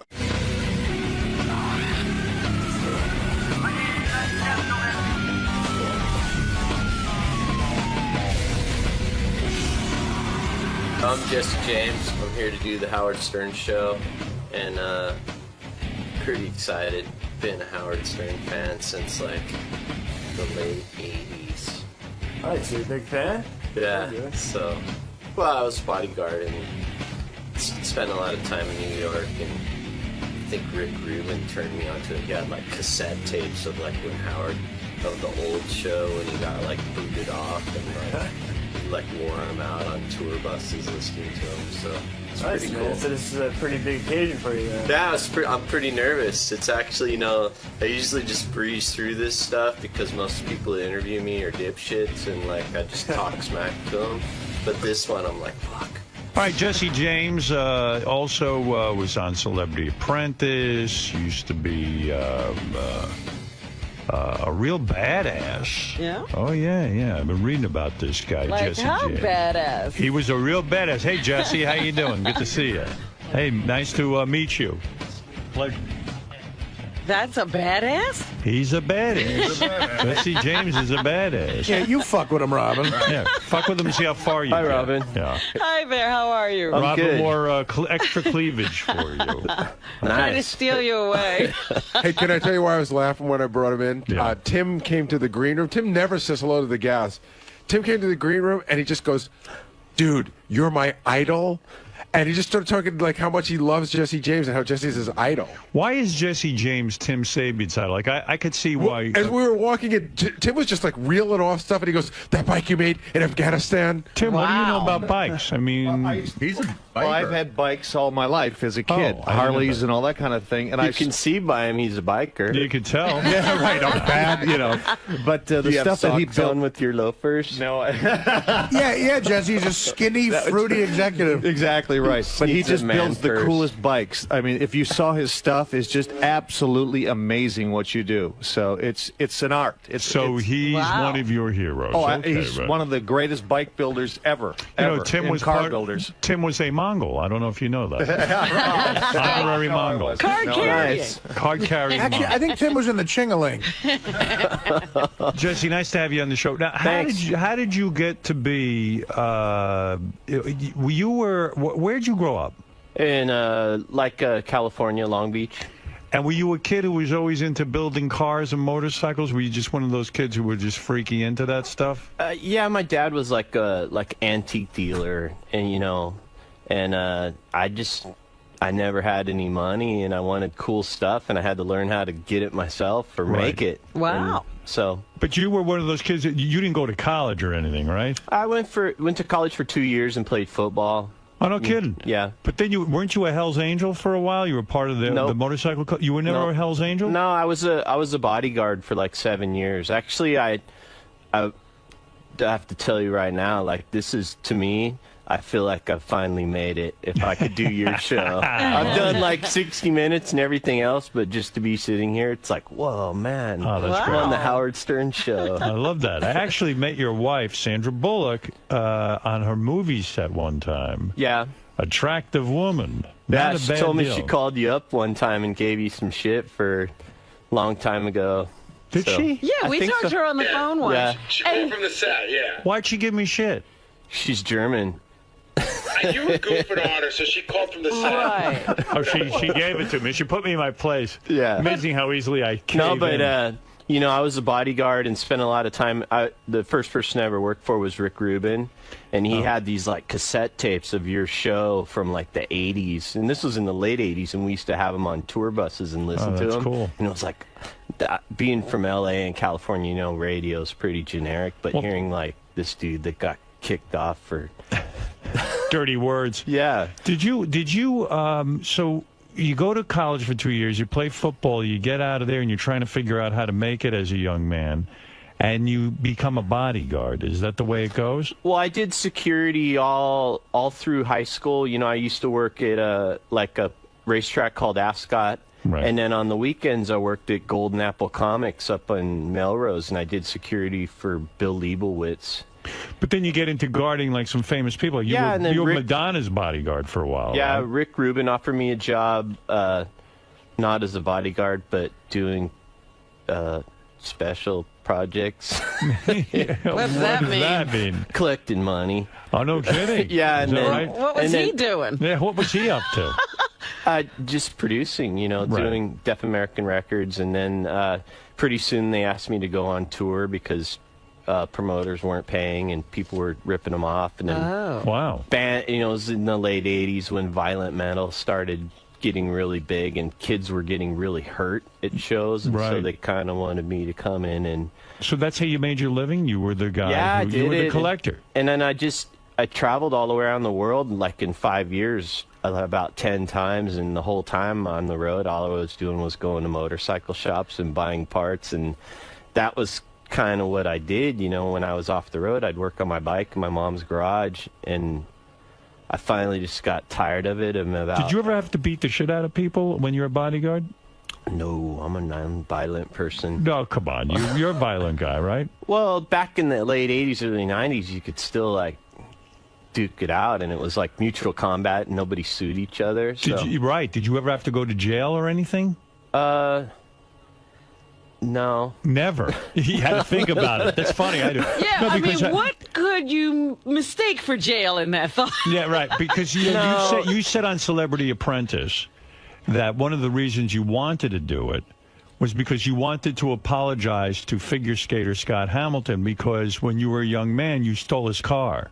Yeah. Right? So that was a big thing for you. Well, so they begged me to do the show, the producers and casting people, for like 2 years. Right. And, I mean, I'm never going to do that show. I'm too busy, and it's just not me. But they said, we have Scott Hamilton. And I said, okay, I'll do it. Right, because you wanted to apologize to him. Yeah, and I figured I would. I always felt bad because he's a little skater dude. How did you come to steal Scott Hamilton's car? Was that your line of work for a while? Were you a car thief? Well, I was kind of like a crab trying to get out of a barrel. When I was a kid, my parents let me fend for myself. And how old were you when you were on your own? I moved out when I was 15. No kidding. Where was your dad and mom? I mean, what was their story? They kind of split up when I was 5, and they're kind of that beatnik generation where, kids are a drag, and yeah. Well, thanks for having me. Yeah, and so I mean, honestly, I did a lot of stuff that I'm not really proud of. How old were you when you stole Scott Hamilton's car? I was 17. Yeah. And that was I only did it because I had parts off of it sold, and I was looking for one, and someone knew of one that was at 𝗦𝗁𝐶𝗄𝗿𝗄𝗎 in San Diego, and so. Where do you move when you're 15? When your parents basically throw you out of the house, where do you move to? I mean, how do you make? I mean, at 15, I couldn't even wipe my ass. I moved in with my girlfriend and her mom. Oh, they let you in. Yeah. Wow, that's kind of cool. And her mom was like, pretty amazing lady that that's amazing. She was the first time that I ever had someone tell me, look, hey, you need to get your shit together. You're going to live in my house. You're not going to screw around. And you were allowed to live in your girlfriend's house? Were you allowed to sleep in the same room with her and bang her? No, they had a guest house. They let me in, and she also had a boyfriend. The mom had a boyfriend that lived there. So how cool is that? That some woman would take you in just because you're with? Probably, I mean, that's unbelievable. But how do you get into the house? Because he's banging the girlfriend in the. Yeah, I know. I mean, the mom's got it. You were banging your girlfriend. It was high school. I was 15. You were banging your girlfriend at that time, right? So she'd sneak into the guest house. No, that would never go. Nothing like that. You were listen. You didn't want to jeopardize the one place you could live. Yeah, and it was one of those situations. If you look at it on the outside, it's like, whoa, yeah, you're so lucky. But her mom was actually no BS and kind of like. But they had a guest house. I mean, that's a wealthy nice, chick. Yeah. Well, no, it was not even. It was like a little house on their garage. A little 1 bedroom that was like 10 feet wide. And yeah. Have you always been great with women? I mean, you were voted the 50 sexiest man in America. I know you were married to the beautiful, stunning, who I wish I could have had sex with, Janine Lindemuller for a while, the famous porn star. Did you get attracted to her from our show since you were a fan? I mean, had you heard her on our show? No, I never really, I met her through a friend and didn't really, I never really saw her on this show, I see. Because to me, she's one of the sexiest broads on the planet. I mean, I know you're divorced now and you're married to Sandra Bullock. But beautiful, right? But fucking beautiful girl, and must have been a monster in bed. And I know she's into chicks, so she was probably bringing you chicks, right? Sometimes things aren't what they seem. Really? Yeah. Are you gonna ruin the fantasy? No, I won't ruin the fantasy. Is that right? It wasn't. In other words, the fantasy I have of Janine is not only, well, she's beautiful, no question, but the fantasy I always had was, okay, she's into girls. I know she brings girls home, and I figured you were having the time of your life. Like, I would have sat there and said, oh, my God, if I could be him, if I could just, be married to Janine, it'd be unbelievable the fun I'd be having. Yeah, but then, real life and reality kicks in. And, I think it's not as sexual, you're saying, as you think it would be? I look at the situation now. I think I got in that relationship. I was married for 10 years. Right. and got out of that, and that was the first like serious relationship I got into after being married for 10 years, and I think I more got into that relationship for everybody else. Because so guys like you would think I was cool. So exactly, that's true. That can happen. You're like, hey, I'm check just, this out. You almost Everybody expects me to be having this life. And you know, even though you think something is wrong with the relationship, you go, it can't be anything wrong because everyone's jealous of me. Everything's really, really great and awesome and amazing while things are good. Right. But when it starts to spiral out of control, so much so that like I feel like I'm losing it and going crazy, then you know it was. I think my basic synopsis of the situation, you know, was amazing. I fell head over heels for this amazing, beautiful woman. Right. And then all of a sudden it started going bad and ended like nuclear warfare. And and at the end of the day, we have this amazing daughter. But what could have gone so bad? You know what? I don't really want to say anything bad about her. She's in jail. I know. Well, did you hear when she called in? She called our show. You know, and hey, if she's right here, by all means, I'll talk right to her face. Right. Yeah, it was pretty bitter. Like, she didn't say anything bad about you. She was grateful that you're going to watch her, you know, your daughter together, you know, that you had together. So she's pretty thrilled about that because Janine's in jail for tax evasion. Yeah. Did you get caught up in that at all? I mean, the whole tax evasion thing? A little bit. You know, you must have been thrilled with that. Well, yeah, it's good when the IRS gets pointed in your direction for no reason. Yeah, it's great. Huh? Yeah, you know what? But the whole situation, it's like, hopefully, I hope when she goes through all this stuff, and, you know, and she's pretty much hit rock bottom, that she, like, you know, I know there's a really great person and mom in there somewhere. It's just got to come out. Yeah, it's weird, though, you know. Was it weird for you being married to a porn star for a while? Like, I mean, is it that, like, guys think that they can have their way with your wife? And I think it you know, she'd been retired for, like, 5 years. Right. And so it wasn't really, like, on the tip of your tongue, you know. It wasn't like she's a current huge star, you know. It was, like, over in the past, and she was changing. But then, you know, I think it's harder for her to be in that kind of spotlight, you know. Would you recommend that a guy marry a porn star, or do you think that they have too many problems, that it's just too much of a thing to overcome? Just buy the DVD. Just buy the DVD. Yeah, don't even go there. Just buy the DVD. Okay. It's better to beat off. Yeah. Was it hard for your current wife, Sandra, to get over the fact that you were married to a porn star? Did that almost destroy your new relationship in the sense that she couldn't take you seriously because you had been married to a porn star? Well, I've been 100% honest with her and upfront about everything. Like, right from the get-go, where, like, some of the things I had to tell her at the beginning of our relationship. Right. Like, hey, I was with the porn star. Hey, we're having a kid. Right. And all this stuff. And, like, several points I expected her just to turn around and run. Yeah, because that's right. Your wife, your porn star wife, was pregnant when you met Sandra, right? And it was like your marriage was ending, so that's a tough situation.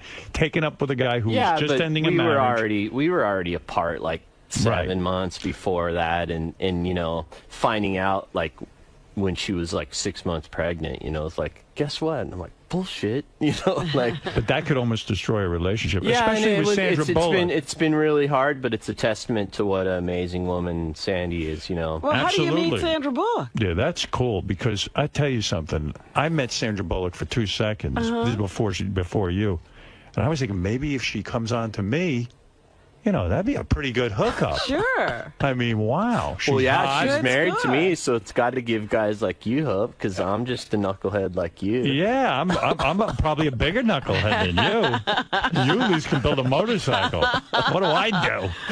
But how do you meet her? Yeah, I mean, how do you even, and what happens? How do you get to date Sandra Bullock? Yeah, that's good. Tell the guys in my audience so they can meet like a Sandra Bullock. So, went through nuclear warfare. In your marriage. And yeah, and like swore that, okay, I'm just going to be this 50-year-old single guy. Right. Never. I'm done. 2 marriages, I'm done. I'm not getting married a 3rd time. Yeah, after 2 marriages, you start to say it's not working. And I was like, that's it. And month had passed, or a couple months had passed, and she contacted my office and wanted to bring her godson for a tour of the shop because he was a big fan of Monster Garage and West Coast Choppers and stuff like that. And I kind of, okay, cool, whatever. I kind of automatically figured she's probably a bitch. Fancy Hollywood chick, and and she brought him, and I talked to her for like 5 minutes, and it was like, never in a million years would she be any kind of a. I mean, she's amazing and beautiful, but I would never like go for that type of girl. I've always, kind of wilder chicks, blondes with big boobs. Right? Yeah. I'll take that one. Yeah, I've never put any thought to any woman I've been with other than superficial features, and I never ever like thought, hey, that looks like someone good I could spend time with, but this, I like something triggered in my head, and I was like, wow, that's, she's smart, and she looks you in the eye when she talks to you, and she ain't bad looking. Yeah. So I kind of contacted her assistant, said, hey, I want to ask her out. Wow, take some balls. Ballsy. Yeah, and I don't know where that came from, but then I asked her out, and she said no. She said no. Not interested. Why? Do you think because, hey, you're some like motorcycle dude, and you're also getting out of a marriage with a porn star and all that other stuff? Well, I don't think she knew that much about me, and just. Why do you think she said no? Probably because she's smart. But did she? So when I get a no, that's no. I'm like, you don't go back again. How does it wind up being a date? How did you kept going back? Hey, squeaky wheel gets the grease. Yeah. Huh? So I we kind of emailed back and forth for a couple months, and it was. Well, wait a second. She says no. Mm-hmm. So how do you start emailing back and forth? I had her email address that she gave me, and we just started going back and forth, and it was the first time ever in any relationship that I ever have been in that was like a courtship. Right. And I really got to know her, and she got to know me because she automatically thought I was like a bigot and a racist, and like, And why? Because you're into bikes? Well, you look at me, I kind of thought I that look when you like were Daniel Carver's kid. Yeah, I thought maybe you'd come in here and say the N-word or something. I don't know. No, but I grew up, I grew up in Long Beach and was born in Linwood, an all-black neighborhood, and I thought my name was Wedo when I was a kid because all the Mexicans used to call me that, and like. So you didn't have any real racial bias. In other words, you might fit in with some of her Hollywood-type friends. It turns out. Well, I don't know about all that. Right. So you're writing, emailing back and forth. So how did she finally give in? Yeah, and we just eventually went out to dinner, and like it was a great time, and she kind of asked me like, when do you want to go out again? I said tomorrow. Well, that's the move. Yeah. And now, the whole time you were emailing her, you didn't see any other chicks or anything? Like you were really that focused, or you were going out with girls? No. No. You went without. Kind of swore it off. How long did you go without? Let's call it something nice. Pussy. How long did you go without? How long were you free of sex? Probably about 2 weeks. 2 weeks? Wow. How did you last? No. Really, how long? Like months? Yeah, it was a couple months, probably. So you were focused on Sandra. Oh, I think it was just, I don't know, it was awesome. Wow. It's awesome to like, I've always put hard work first in every aspect of my life to be successful in business and TV shows and all that stuff. And I've never put hard work in a relationship, like never ever like applied my work ethic to making a relationship work. And like, I guess you have to listen to chicks. It's weird. It is weird. Yeah, when they talk, you have to like look at them and listen and like. Yeah, how do you learn that stuff? Yeah. Nobody teaches you. And then when they ask you, like when a woman asks you, "Hey, you want to go look at furniture and go to the gardening store today?" You got to go.